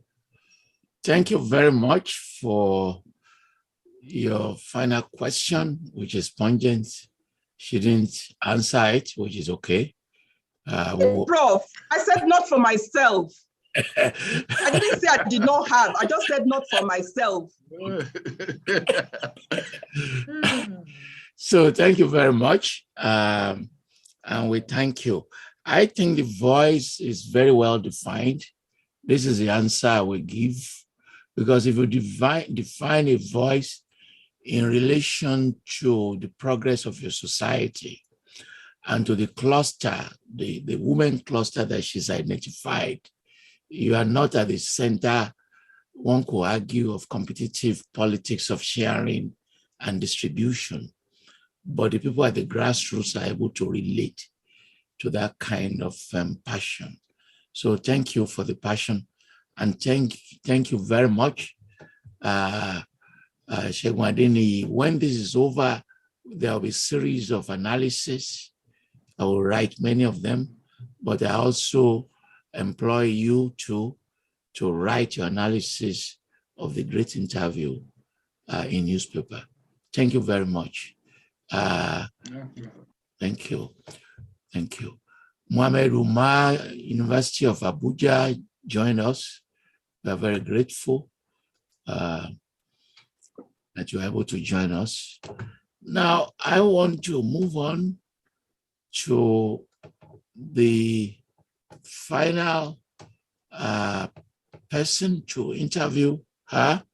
In all our programs, we look for youth voice. We normally draw them from universities, but this time around we decided, why don't we try high school? We don't pick them randomly. We pick them through a competition.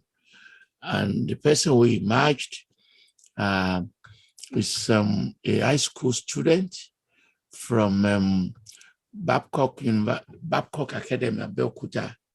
She's in SS2, and she spent a junior secondary school in Babcock University High School, and she attended Grace Group of Schools. She likes to swim. We thank God that our own ambition was not truncated. She's written a small book, Swimming in the Midst of Crocodiles. And she's embarking on another book of her own, talking about women and impediments to success. Women and impediments to success. Idaniloju Ogo Olua, shorten name, Idaniloju. Please post your questions. Thank you very much. Thank you very much for this opportunity granted unto me. I have to say it is a very, very rare experience which I can go through. My first questions will be on your law of rape. As Professor Falola has said, I'm working on a book project which talks about impediments to success on topics such as poverty, rape, death of parents, and gender discrimination, which throughout this course of these interviews, I figured out is one of your passions. My first question is about your law of rape. How well do you think the law is implemented, and how does it affect young teenage girls in my generation? Thank you, Idaniloju. It's so nice to be having this conversation with you. Now, as I said earlier, when I was talking to Mr. Segun Adeniyi, we have a gender-based violence law in Ekiti State, and we implement it through the State and Gender-Based Violence Management Committee, which addresses issues such as survivors having access to justice, which addresses the need for treatment camp protection. And in that area, we have a sexual assault referral center that we established last year. And we also have a large transit home and vocational center, which serves as a shelter for women and children in distress. Again, as part of treatment camp protection, we have a gender-based violence survivors fund, which enables us to provide resources for women who want to rebuild their lives after years of violent assault. And then we are interested in education and reorientation for prevention. We do a lot of work using radio and social media, which is where we know we find a lot of young people. And we also do a lot of work with communities, going around talking to parents, in particular, about the need for them to keep an eye on their children, particularly their female children, to listen to them if they have concerns, and to ensure that they minimize the vulnerabilities of these girls to would-be predators around them. Because one of the things we know is that young girls are exposed to various problems right from the time they leave home, from the Okada rider who takes them from their homes, to the gatesman at the school, to male teachers, and so on. And then, of course, we are very concerned about the issue of security in schools. So we've been going around schools in Ekiti State. The Ministry of Education in Ekiti State has done a lot of work around that, trying to address the issue of security in schools. Something that's made to implement the GBV laws and how it concerns young girls such as yourself is that on the 15th of June, the Ministry of Education, Science and Technology launched a gender-based violence policy. And in this policy, we have what we believe are probably the first set of school-related GBV directives in the country, from the Ministry of Education to all secondary schools in Ekiti. And they address some of the problems that students, parents, and even teachers have shared with us in terms of what we need to do to protect children in school.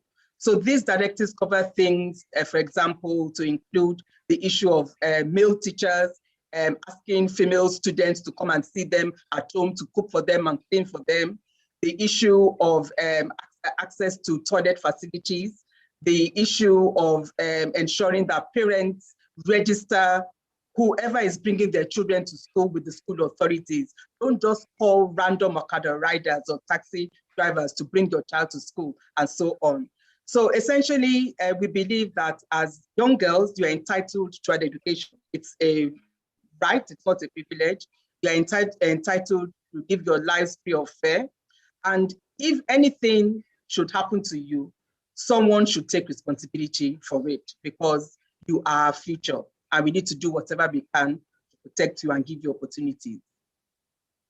I have to say, Ekiti State is a very lucky state, having you and your husband as their leaders and enjoying all these opportunities which some states don't get to have. My next question will be about girls in my generation.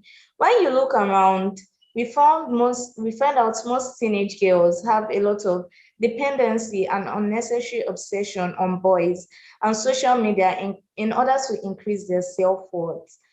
Ma, please, what advice can you give to those teenage girls to have a higher self-confidence and self-esteem? Well, you heard me talking about patriarchy earlier. You're not too young to learn about what patriarchy is and how it affects your life.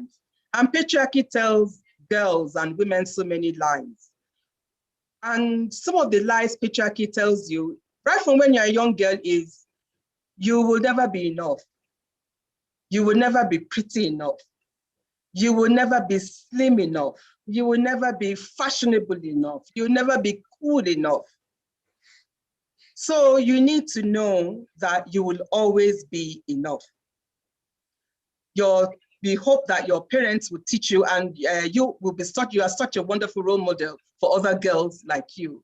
Idaniloju, you have a lot of confidence, and I'm sure your parents are extremely proud of you. And so are we all. So are we all as well.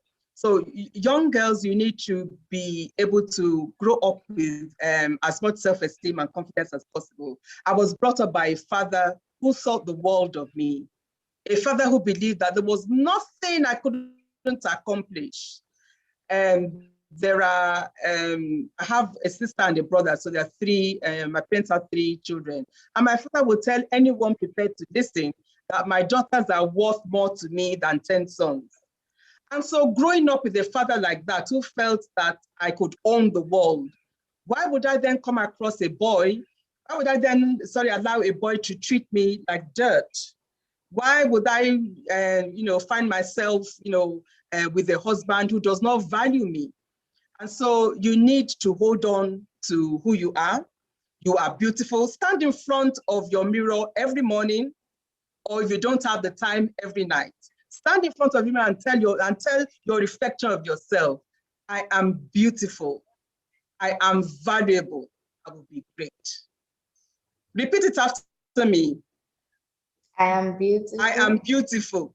Mm-hmm. I am beautiful. I am valuable. I am valuable. I will be great. I must be great. That is a very good advice, Ma. Through this course of the interview, we found out that you are a very, very passionate human rights activist. Can you tell us what inspires you to be such a great human rights advocate? A lot of things inspired me, but I will keep it brief. I think essentially because I felt growing up that it's important for women to have choices. I grew up seeing a lot of injustice around me, even though I was fortunate enough to have been brought up by loving parents who gave me, all the things that I needed. I still saw a lot of things around me, my aunts, neighbors, and so on, who will go through one hardship or the other. And whenever I asked, why is this thing happening to this auntie? Why has this auntie been beaten by her husband this way? Why has this auntie been dispossessed of all her property because her husband died? And then I'll be told, oh, well, that's how things are for women. We women don't have a choice. And so that bothered me.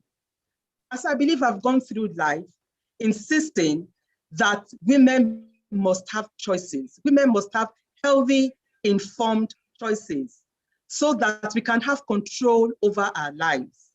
And that is essentially what has informed a lot of the work that I have been doing for most of my life, whether it's as a non-profit person or a writer or a theorist or as a politician. Women and girls must have choices to be able to live lives of dignity and respect. I have to say your experiences which led you to be this kind of person has really empowered a lot of people. My next question will be, what do you consider the constraints women face, and how can we increase their voices in an African setting on the gender equalities, on promoting their rights in politics? Well, I think, as I said earlier, it's important for women to have a voice. There are 2 things that have always been important to me. One of them is the issue of voice. And when I talk about voice, I talk about the ability to be able to speak up for yourself, the ability to be able to say certain things, the ability to be able to write as you do, that's using your voice. And the other issue is space. Space to be able to articulate these issues, space to be able to do your writing, your reflection, your theorizing, and so on. And if women and girls do not have a voice, if we do not have space, then our lives are going to be one struggle after the other. And so one of the things I would encourage you to do is to keep using your voice and keep taking up space. If you take up space, then you're able to exercise leadership skills. And as you grow older, there are certain things that you'll be able to continue to do because you've had that experience, you've had that opportunity from an early age. Once you've grown up from a young age, having the self-esteem and self-confidence and the tools to be able to do a lot of these things, it's going to be hard for someone to tell you that there's something you can do, something you've been doing since you were 14 or 15 years old. So keep doing what you're doing now. Keep studying, keep writing, keep learning, and all these other things will continue to fall into place for you. You people, young girls like you are the reason why people like me keep doing this work. Yes, Ma. Ma, from your experiences, why do you think it's crucial to empower women, young women and girls to be engaged in decision making? And how do you think it can be achieved for teenage girls? I thought I just answered that question. Ma, you did. I know you. No, you actually did. But there's a difference between making your voice known and trying to make your there's a difference between trying to make your voice known and like having the willpower to actually make your voice known. First of all, you start from making your voice known. You start from learning as much as you can, because you can't talk about anything. There have to be a range of issues that appeal to you, that you are passionate about. So pick a number of areas that are important to you.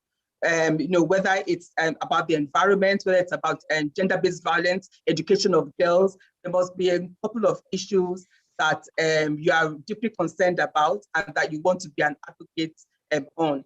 And then you would, when you have this in place, you would have certain leadership opportunities, and people will recognize that you are able to make a difference, and they'll call on you to give speeches or serve as a role model to others. Now, when you use these opportunities well from a young age, as you grow older, it then gets easier for you to engage in other things like the mainstream political process, for example. If you've been a prefect in your school, you've had an experience of leadership. So that makes it easier for you to put yourself forward later on, for you to take on positions of responsibility. But as you take on these positions, you also know, as I said earlier, that to whom much is given, much is expected. You have to continue to learn. You have to continue to work well with people around you, have a good relationship with people around you, because then people see you as a role model and you can't afford to let people down. All these things are critical leadership tools that you will find useful later on in life. Thank you very much, Idaniloju. We are very grateful. You've asked important questions. I apologize for stopping you in the interest of time and to give some members of our audience to make them participatory. Thank you very much. You are beautiful, you are valuable, and you are going to be very successful. I love those mantras.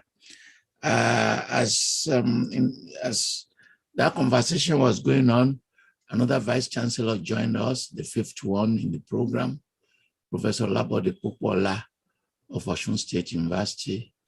And another writer also joined us, Professor Femi Oshofesan, who turned 75 last week. Thank you for joining us. So we are going to be very busy in July. We have 3 people to interview. On July 11, we will focus on women in politics. And we are bringing a cluster of women, and I would yield my space as a moderator. Then the president in waiting for a new country, an African country that they are struggling to declare, Abyssinia, their president in exile, will be our guest. And on July 25, His Majesty, the Oshimawe of Ondo, will be our guest as we broaden the base to various constituencies. Thank you. Now, we want the members of the audience to ask questions. Some have sent questions ahead of time. Obina will do a ballot and choose two, but the emphasis will be on those who are here. And I apologize for not being able to take many questions that have been sent ahead. Please also, if the ambassador to Brazil can come on the video, and at this time we can also allow His Excellency, the governor, to also show his face. I will allow him to ask one question. Tobi Alonge, please.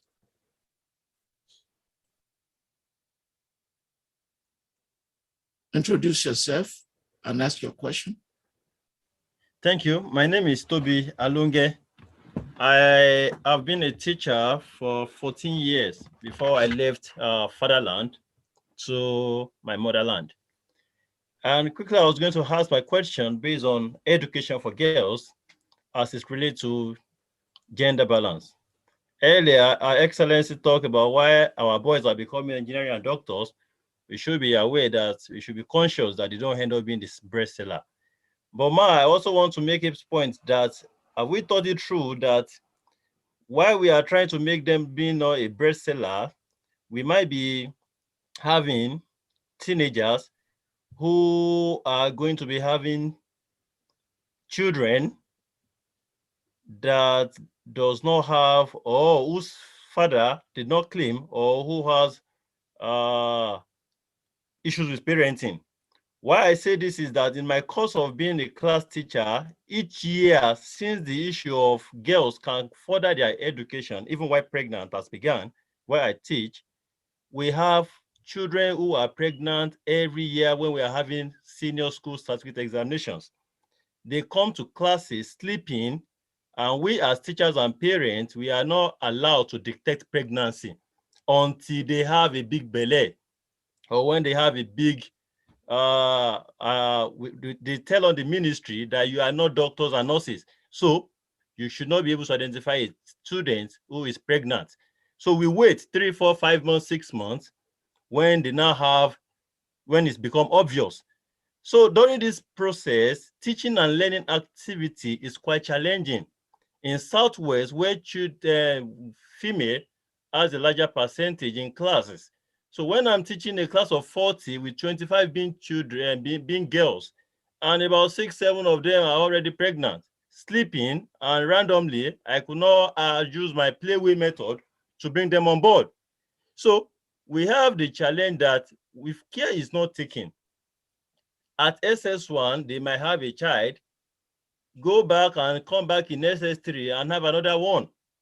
And their so-called husband, who happens to be an Okada rider, might not take responsibility. And even when they have a child, in the course, they still have more. They don't stop in one, they still have, because some, as I said, Yoruba people, we want our children to have, to be married. So they send them to their husband's house. You are pregnant, you have a child, you are married, go to him. And in the course, they begin to regenerate while they still come to school to further their education. So I want to ask, what policy can we put in place so that while we are trying to balance the education for girls, we don't end up having teenagers who have multiple child and parenting becomes an issue in the future, and we still have to cope with these challenges over time in our society. Thank you.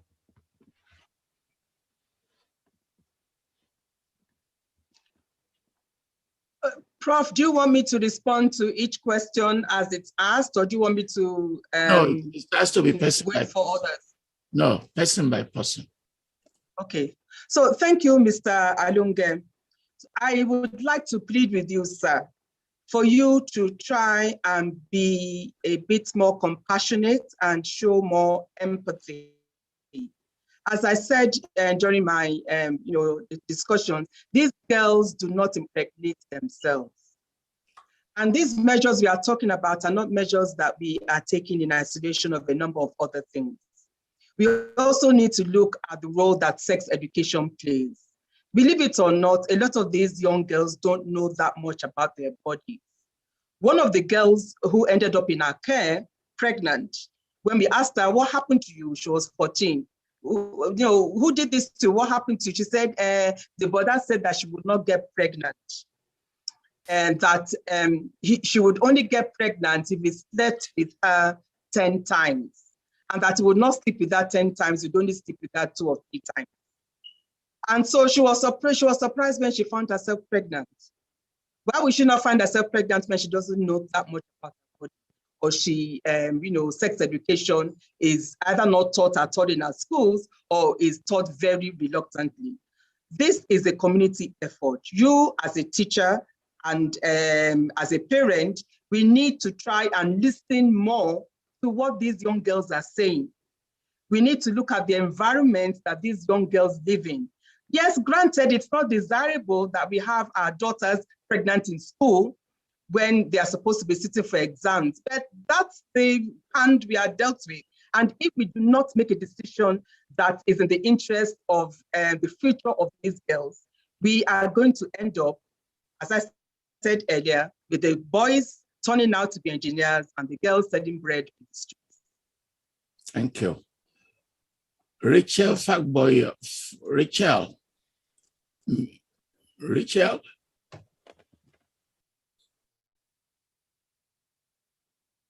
Unmute.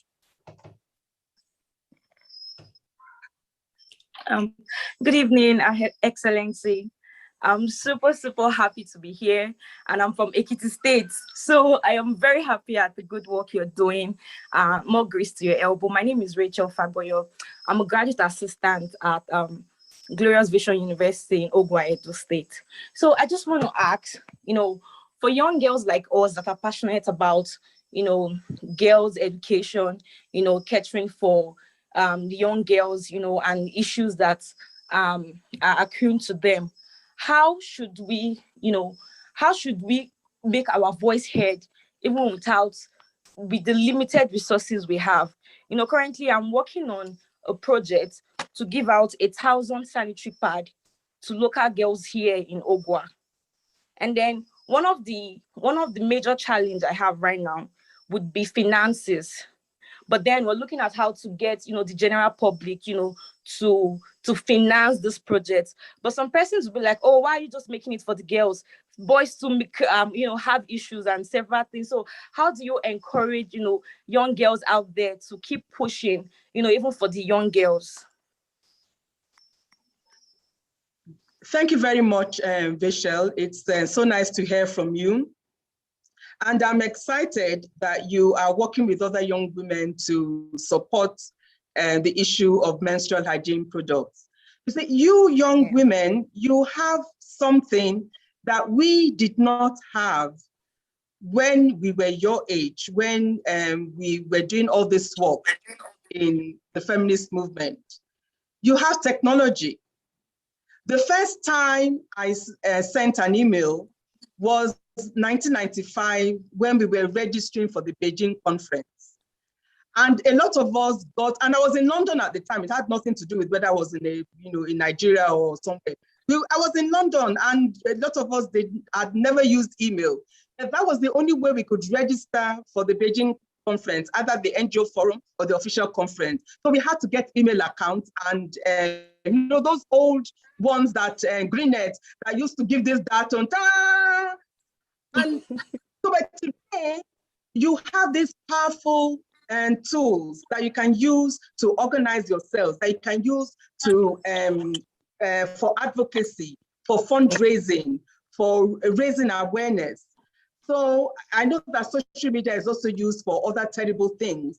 And this is something that it's so that you have that can be deployed into a very strong way of gathering people together, passing the message across, and building the financial resources and the social capital you need to get your work done. So keep up the good work. Thank you very much, Ma. Thank you. Chido Numa, please. Chido.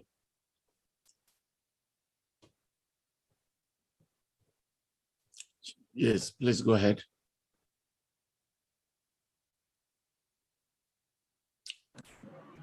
All right. Thank you, Prof. Good evening, Your Excellency. It's nice to see you. Good evening, my dear brother. Long time. How are you? No, I've known you. I've been following your work for more than 2 decades, and your work straddles both theory and practice. I'll focus a little on the theory aspect of it. My interest is in feminism vis-a-vis the intersection between feminism and identity politics, particularly in a country like Nigeria. We know patriarchy, and this is my personal opinion. Patriarchy and all the problems associated with gender-based violence are to a great extent rooted in religion, culture, tradition, and so on. Do you see any problem when you're looking at feminism vis-a-vis identity politics in Nigeria? Or are there any, if there are any challenges that you think are inherent, and how do we deal with these challenges? Thank you very much. Challenges in what? Yeah, challenges. So you talk about patriarchy, you talk about gender-based violence, and you are a feminist and women's rights activist. How do we relate that to our so-called, what our tradition and culture and religion offers us in a country like Nigeria? How do we deal with having to these positive aspects of feminism vis-a-vis what we are dealt with or given, say, by religion, tradition, and so on in a country like ours? Yes, well, it's part of what I meant earlier by looking at some of the issues that African women have been concerned about over time. Now, if we agree that we cannot have an understanding of feminism or patriarchal oppression outside of the historical realities that we live with or that we've grown up with, then we should also understand where we as feminists are coming from when we say we understand these realities, we accept them because we share that history. However, we want a new way of being together. So my being a good Nigerian, my wanting a one Nigeria or good governance in Nigeria, or a community that respects its culture and its norms and values should not be inconsistent with my demands as a feminist for my personhood to be respected. And if we continue to have these engagements that keep setting feminists up against those who believe, that, because people keep saying that you cannot be a good Nigerian, or you cannot be a true citizen of the country if you do not believe that there are certain aspects of our cultures, if you believe that there are aspects of our cultures that need to be done away with. And we think that that thinking has no place in this day and age. Now, the whole, if you think back to the times when African women played a key role in nation building, in many parts of the continent, we picked up arms, we fought at frontline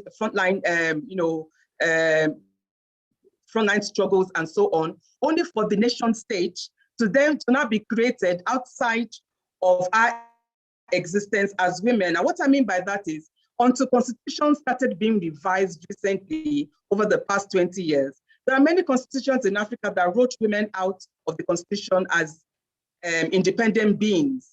There are many of us who are not able to transfer our citizenship as citizens of our countries to other people. So if a Nigerian woman marries a foreigner, they can't transfer her citizenship. But a Nigerian man can transfer his citizenship to a foreigner, which means the citizenship of many Nigerian women, and the same happened across the continent, is in question. So essentially what we are saying is we have to have debates that enable us build communities and build our nations, taking into consideration the fact that we need to live our lives with dignity and respect, and talking about consensus on a number of issues. We as Nigerian feminists, for example, we believe that we cannot have a country without peace and security, where everyone can go about their businesses or their endeavors in peace. So peace and security is an absolute must. We also need to address the issue of the feminization of poverty and livelihoods. The more our economic situation gets in the country, especially now that we are dealing with post-COVID issues, the more poor choices women are going to be forced to make. And that is going to have a bearing on our moral and social fabric in the society. And a lot of people are now saying that's one of the reasons why young people are up to one thing or the other, and there's something their parents can do because they're the ones feeding their parents. Then there's also the issue of access to education, which we've been talking about, and the fact that we have up to 15 million Nigerian children out on the streets, and 60% of those 15 million children are girls. Granted, we have the cases with insurgency in the north, that's why a lot of them are out of school. But for those of us in the southern part of the country, the girls are out of school because of sexual exploitation and poverty. And so a feminist analysis enables us to address all these core issues and priorities for us to reach a consensus, whether we want to call ourselves feminists or not. If we agree as a country that we need to address these issues with whatever spaces we have via legislation, via policies, or through writing, and like you, my dear brother, then we all need to get on the same page to make our societies better. Because I have always believed that the theorizing that we do has to, at the end of the day, produce workable solutions for our communities. Without those solutions, we are going nowhere. Thank you very much. I want to now call on Her Excellency, my good friend, Professor Benabusia, to make comments or ask questions. Before she got here, I started this conversation by mentioning you, and you may have forgotten when I was visiting you at Rutgers, you were speaking so highly of her and proposing a nomination for an honorary doctorate at Rutgers. And I did, I tried. I do think so highly of her, She always calls me big sister, but I have to confess, she is clearly one of those younger sisters who has transformed the old women. I have learned so much from her. But I want to begin, my friends, by apologizing. I've been visually absent for two reasons. One, the connection is a little unstable and it works better when the visuality is not off. But I must confess, as you know, I am in Brasilia and I am currently hosting your ambassador and his wife. They are new. They arrived while I was still in Ghana and they came to visit me today. And I didn't, as they, this was a surprise to them. That's why my computer's in a different place, because I've been carrying the computer around to where we are sitting. But I wanted to, the connection was unstable. So that's why I was not visible. But I made myself visible just to apologize for my half presence, but also to pick up on something my dear sister said a minute ago, because it touches on one of the things that I'm always trying to stress about our work as feminists. And that is the ways in which our work, the challenge of our work is what I call unraveling the normative. You see, we live lives in a certain way and assume so much or don't question so much. I mean, the question of citizenship is a very big one, which very, very few people think about. But in most of our constitutions, the ideal citizen is male. The way they're written, the things they look about, and so on. And just simple things like, you know, who can pass on citizenship and who can't. I mean, and this isn't just Africans, you know. A woman who has, in many countries, a woman who has a child away from her own home to a man to whom she's not married will find her child stateless. You know, like an English woman who gets pregnant with a Spanish lover in Spain. If the country does not have soil, that is, not all countries are you a citizen automatically if you're born there. Spain is one of those. But if the man is not married to you, he's not passing his citizenship onto your child, and you suddenly find in the middle of your pregnancy that your child is stateless. You know, things like that. It's like every man who has a child, the child is his and can pass on his citizenship, but women cannot make those assumptions. We have to think, where are we having our baby? Do we have to be married to the man or not, et cetera, et cetera, et cetera. And those, the kinds of things that people don't think about, the kinds of assumptions that people make about what it means to be a woman and the implications. I mean, one of the big things, for example, that we've struggled with in Ghana a lot is widowhood rights. In many countries, the fault lines lie between our traditional ideas of inheritance and widowhood rights and the notions of the state. And they very often come into conflict. And there are many classic cases of that. So it's those kinds of things that, you know, the kinds of things, what it means to be a woman, what it means to be a girl, the assumptions that are made about the availability of women's bodies in certain situations, the assumptions that are made about who gets punished and who gets not for the same kinds of so-called social transgressions. You know, I've yet to come across a school anywhere in the world where if a young man gets a woman pregnant, he's the one kicked out of school, you know, and things like that.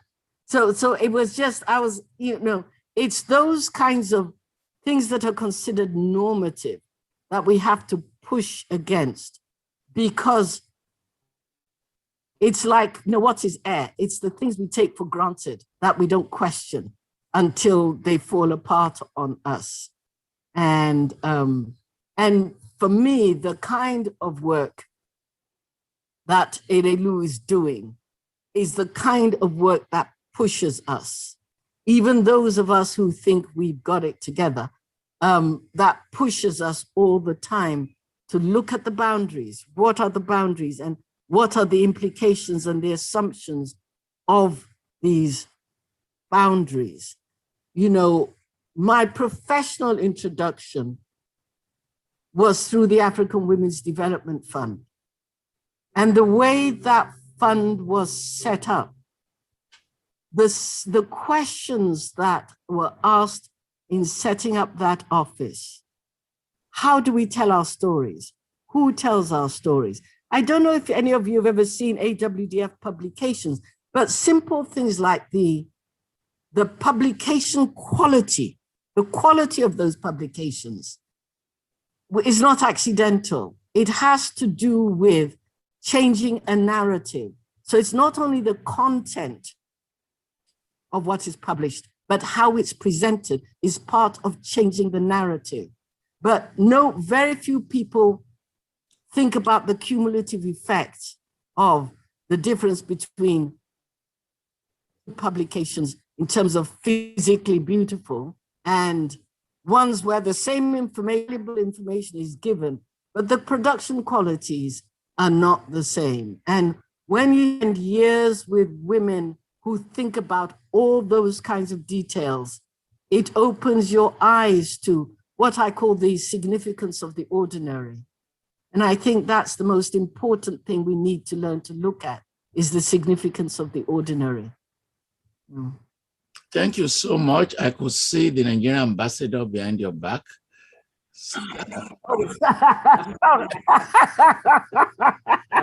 We can greet them. Yes, sorry. Let's say hello to them. Thank you so much, Sister B.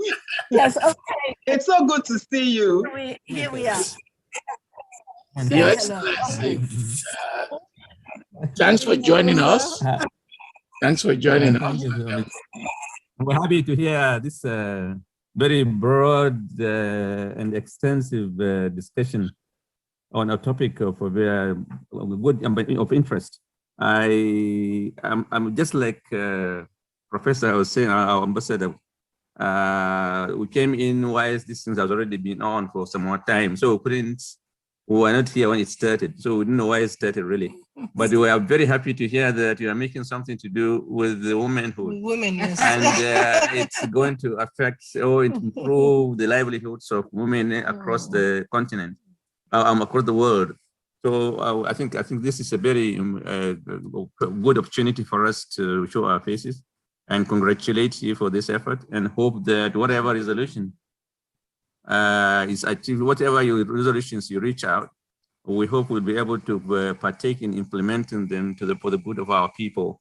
I can guarantee you for sure that we will continue to support women. They are our fathers, they are our mothers, they are our sisters, they are so we are together with them. And anywhere they are, we must to give them a maximum support. That's why I'm always together with my wife. Right now she's here also. So thank you so much again.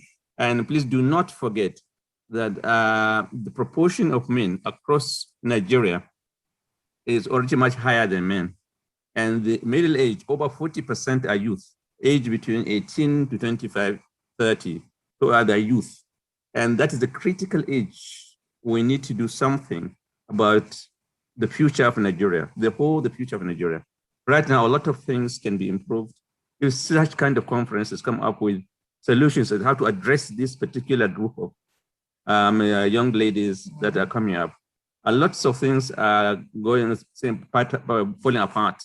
The traditional ways of raising the children, the traditional ways of looking at them, and so forth, are impacting on their lives. And of course, that is the consequences of what will also eventually happen on all Nigerians, since women occupy a central role in the family. So I hope that this discussion will center on these issues and prioritize where we can start or we can continue. And I'm also, lastly, very welcome this fund, African Women Development Fund, or whatever you call it. I could just overheard it from Her Excellency now. I wish to know how it is, how they source their funds, how they administrated and all that. Later, maybe I'll speak with the ambassador and find out if there are any contributions. We'll be making to make a contribution. Thank you so much. Thank you. And sorry, the name. The name is Professor Muhammad Ahmad Makarfi, the Nigerian ambassador to Brazil, in Brasilia. Thank you very much. I recommend that Her Excellency gives you banku, grilled tilapia, and shito. If not, she can make you jollof rice. No,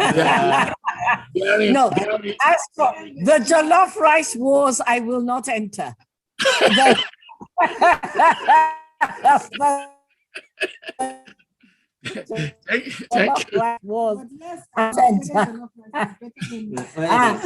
I'll serve the Thank you, Your Excellency. Yes, thank you. Now we can release you, but she has to answer your question.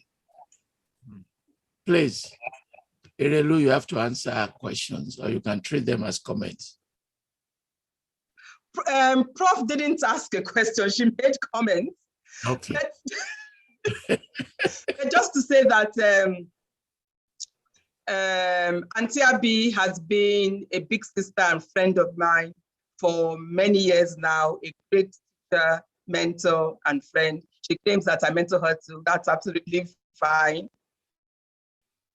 Thank you. And one of the very powerful lessons I have learned from Sister Abby, going back to the issue of the wrapper, is the importance of kindness. And we keep, and I think, that's a particular example of the significance of the ordinary. And I'd like to share a story that she's probably tired of me telling it.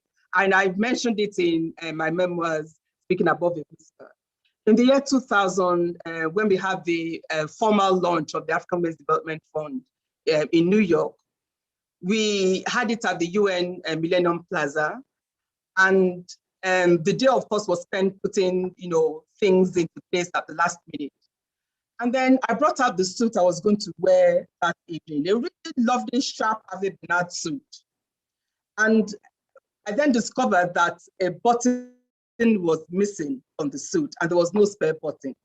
And if I wanted to wear that suit, I would have to look for other buttons to, to put on the suit. I'd have to take off the 4 buttons on the suit and, change them. And so I managed to get the buttons, but then there was an issue of now sitting down to sew on the buttons. And so that's the point at which Sister B came in and she said, okay, Bisi, are you all set for this evening? I said, yes. She said, is there anything I can do? I said, not really. I said, I just want to sit down now and try and, sew on these buttons. And she said, oh, I'll do those. And she took the needle and thread. This professor of literature at Rutgers University, my senior by how many years, my big auntie, took this needle and thread and sat down and sewed on the buttons for me. Now, I know that she probably forgot that she'd done that, but I have never forgotten.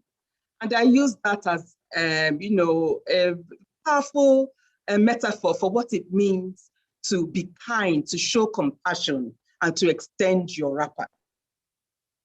It doesn't really matter, what we make of ourselves in this world. It's great for us to be very accomplished people. But the most significant thing we can do is to be remembered as decent human beings. And I think that is something that we need to continue to, in all the difficulties we have faced right now as a community and as a nation or nations, we need to try and keep passing on that message, the importance of being kind, so that our communities do not continue to collapse around us. Thank you very much. So thank you, Sister Abby. I love you. And please, Erelu, remind Sister Abby that she holds me a collected essays, which I want to publish. We've been on this for years. So please, now that you have less time, more time as ambassador, you have more time now, please put these essays together so we can publish them. Thank you very much. Professor Hamidou Sani, Vice Chancellor, Fountain University, your turn.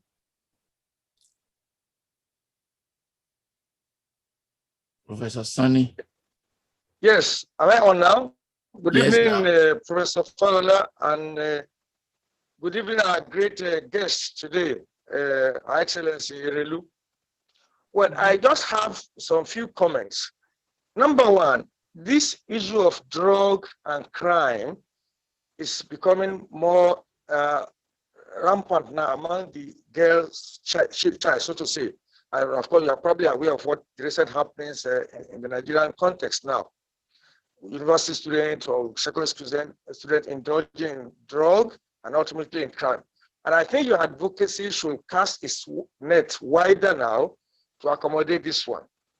Number two, well, these cultural practices, which are more or less affecting widowhood, affecting inheritance, whatever, in certain parts of the country, I think you also need to do more advocacy now, rather than working towards any constitutional amendment. Of course, it is the locals or the honorable, or the locals, that will be able to sort of work hard to ensure that the right of the female is actually guaranteed and protected. So this is another thing that I think you need to work on.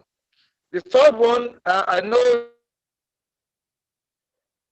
Excellency JKF and Abubakar Mama and others, in the 80s and 90s were very, very active voices. But I think in the Nigerian context of today, the political space is more of a nocturnal space. I'm not sure any woman or any, you know, our politicians in Nigeria here, and perhaps another client, do most of their deliberations at night. So how do you think the women can actually key into this one without losing their home front? And of course, you know that the numerical strength of the women in Nigeria actually gives them the opportunity to actually overturn the the patriarchy against which your feminist group has often campaigned. So how do you think you can translate this numerical power into actual political power within the Nigerian context? And these are just my own observations. And of course, the issue of this sex for grade or grade for sex something, and I think it's something that has to do more with greater advocacy and more punitive measures against both the man or the woman and vice versa. We've often talked about lecturers sort of harassing women. We've not talked of women lecturers also harassing younger boys. And it's a very important thing. So these are just my submissions, and thank you very much. I regard to JKF. Thank you very much. Thank you, Mr. Vice Chancellor. Thank you very much, Professor Sonny. On the issue of drug abuse, and that's a very important issue. A lot of us are absolutely concerned about it.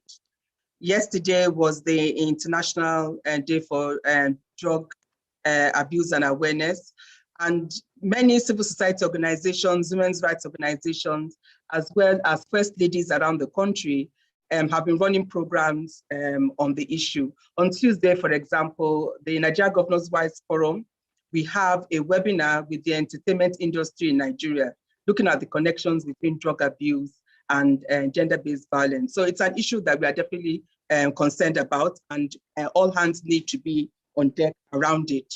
On the issue of harmful traditional practices, and you mentioned constitutional amendments, I never said that we were pushing for constitutional amendments to address the issue of harmful traditional practices.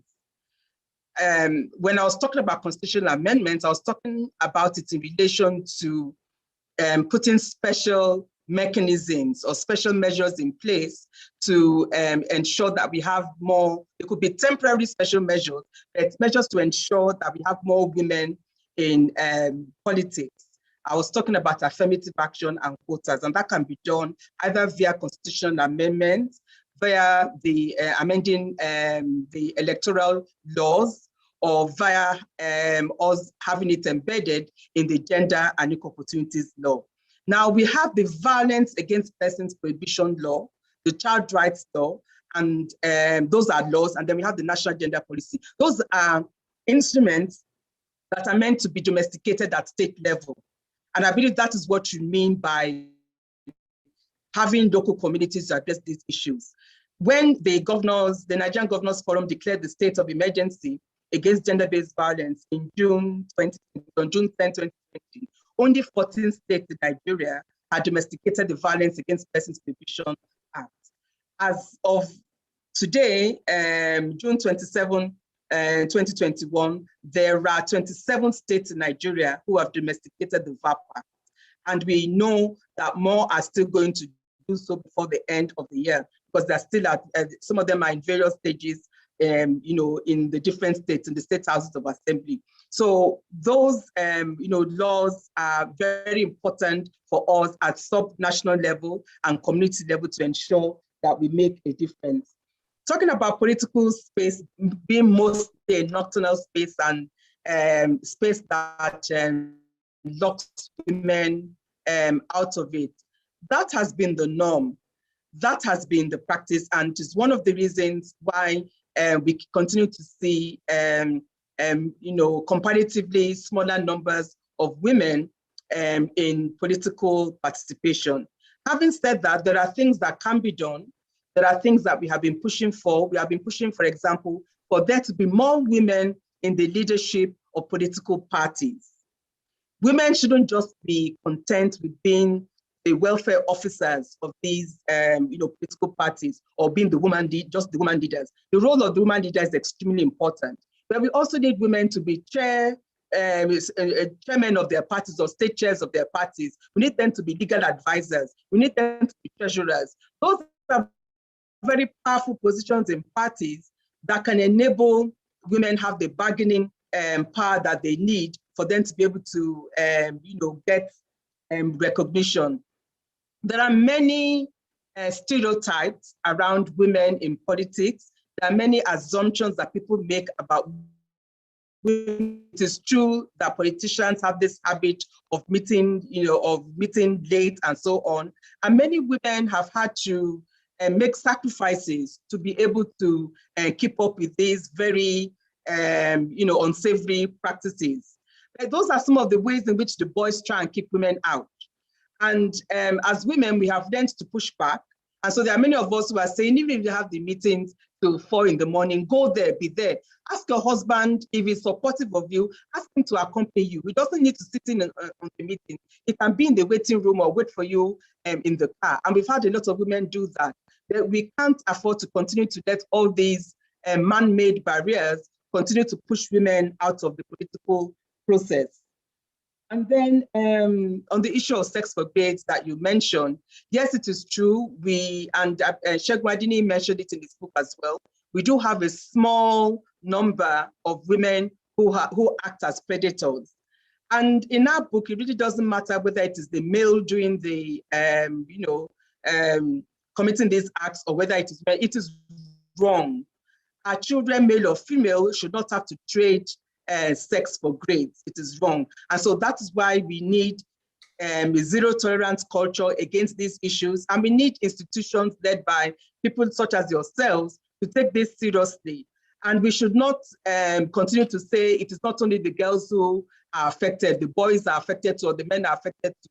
That does not solve the problem. The problem at hand is the vast majority, 98% are girls, and we can't afford for our girls to continue to be deprived of a decent education because they're evading, the clutches of their teachers. Thank you. We'll be winding down, but before we do so, we received close to 100 questions. We did a ballot and we chose 2. And Obina will read the 2 questions. Obina, please. Yes. Good evening, Ma. Once again, it's a pleasure to be able to speak with you. So the 2 questions, I have 2 questions that have been chosen or were submitted by the audience, and I'll try and get through them. So the first one is building on a lot of the things that you've already talked about. And so in fact, in some things that you just talked about in the previous statement or in your previous answer, and some of the things that Daju mentioned, what is the one important piece of advice for women who are interested in taking up leadership roles in their communities, especially bearing in mind the sometimes hostile and frustrating environment and space that is Nigerian politics? Yes. Thank you, Obina. Well, my advice would be that, first of all, you need to take a close look at your context. What would work for you? What opportunities would you have where you are? Are your expectations realistic? You need to do something of a SWOT, that tool that we use for strategic thinking and planning. Look at your strengths, your weaknesses, your opportunities, and your threats. And keep reviewing this on a regular basis. So for example, if you are based in Lagos, you live and work in Lagos, and you want to run for political office, where are you running? Are you running for office from Lagos? Are you running for office from the community you come from? For example, maybe you come from Ogun State or you come from Anambra State. And if you decide that you want to go and run in Anambra State, it's not enough to just come from Anambra State. You have the kind of political capital that you need, to do it. So you need to assess your context. That's extremely important, and keep an eye on it on a continuous basis because your context might change. Second, you need to, and this is just talking to young, young women generally, not just those who want to go into leadership, or of course, it's very useful leadership advice. Try as much as possible to stay away from negative energy. I am amazed and alarmed at the quantum of negative energy that people generate these days, and how content some people are to wallow in that negative energy, back and forth, back and forth. I think if you want to go far in life as a leader, you need to immerse yourself in things that will get you places. Read, write, watch a good play, watch a good film, have good friends, but minimize negative energy, because that follows you wherever you go like bad air, like rotten eggs. And I think maybe the third piece of advice I will give, which came out of an essay I wrote last year for my birthday.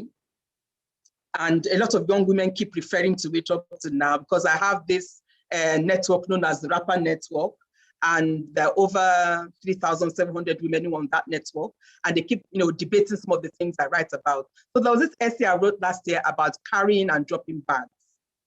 And one young woman asked me recently, can you explain that to me? Can you give me more information about what you meant, what you had in mind when you were writing this? And I asked, okay, when you travel and you get a conveyor belt to pick up your bags, how do you know which bag is yours? And she said, I will know which bag is mine. I said, how do you know? She will say, I will know the color because of the labeling, because of the lock I would have put on it. I said, fine. So once you picked up your bag, why don't you pick up the bag that follows? She said, why would I do that? That's not my bag.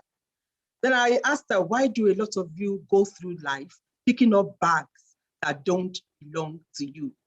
If you want to be a leader, pick up your own bags, carry your own bags. Everything else is excess. It doesn't belong to you.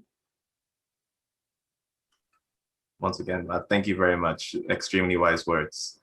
And so the second question is advice once again, but this time not for women. So in your previous statements, you mentioned that although it's a system of patriarchy that might oppress women, that system is still made up of men, our brothers, our fathers, our sons, people that we interact with every day. So what role do men and boys play in the feminist effort? How can they help to bring about equity, in your opinion?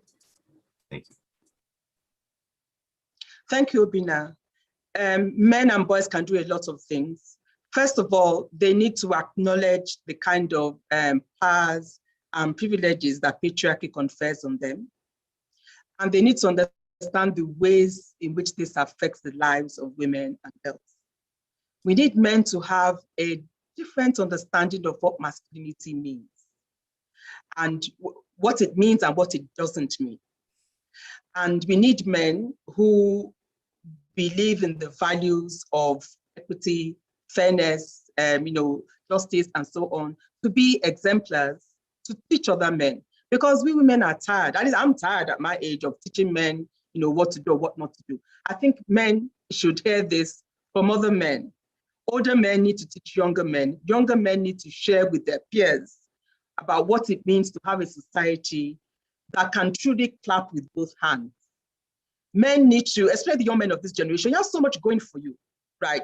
And so you shouldn't be making the same mistakes. You can have a truly great society if it is built on everyone being able to fulfill their full potential. Everyone pulling their weight, everyone taking their own share of the chores of raising children and so on. So that we can have a society that is fully balanced and not one in which a good 50 to 55% of us feel that we are second-class citizens right from the time we are born to the time that we die. So there's a lot you can do. Yeah. Yes. Thank you once again for your wise words, Your Excellency. I believe that's all, Professor. Thank you. Thank you. It's my pleasure to thank Erelu for this interview. Thank my great colleagues who participated. I managed to steal some time. I took 5 minutes from Bamidele, took some 5 minutes from Idaju, so that we can allow this to go on. So we negotiated 2 hours, but we've gone above that by 50 minutes. So we are very grateful. I thank all of you. I wish you well, and I hope the answers will be of great value in our education system. And part of the outcome that we've advocated, we will work on them, especially invigorating our classes, providing pocket books that others can use.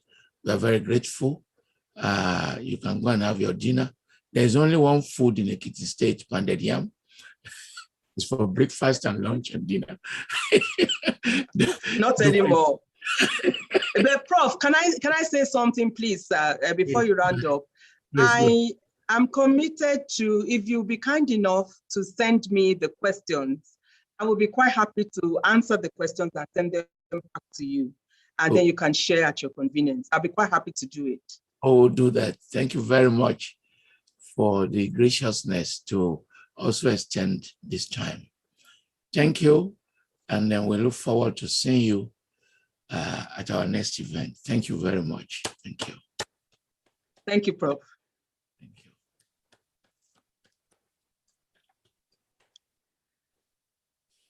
you.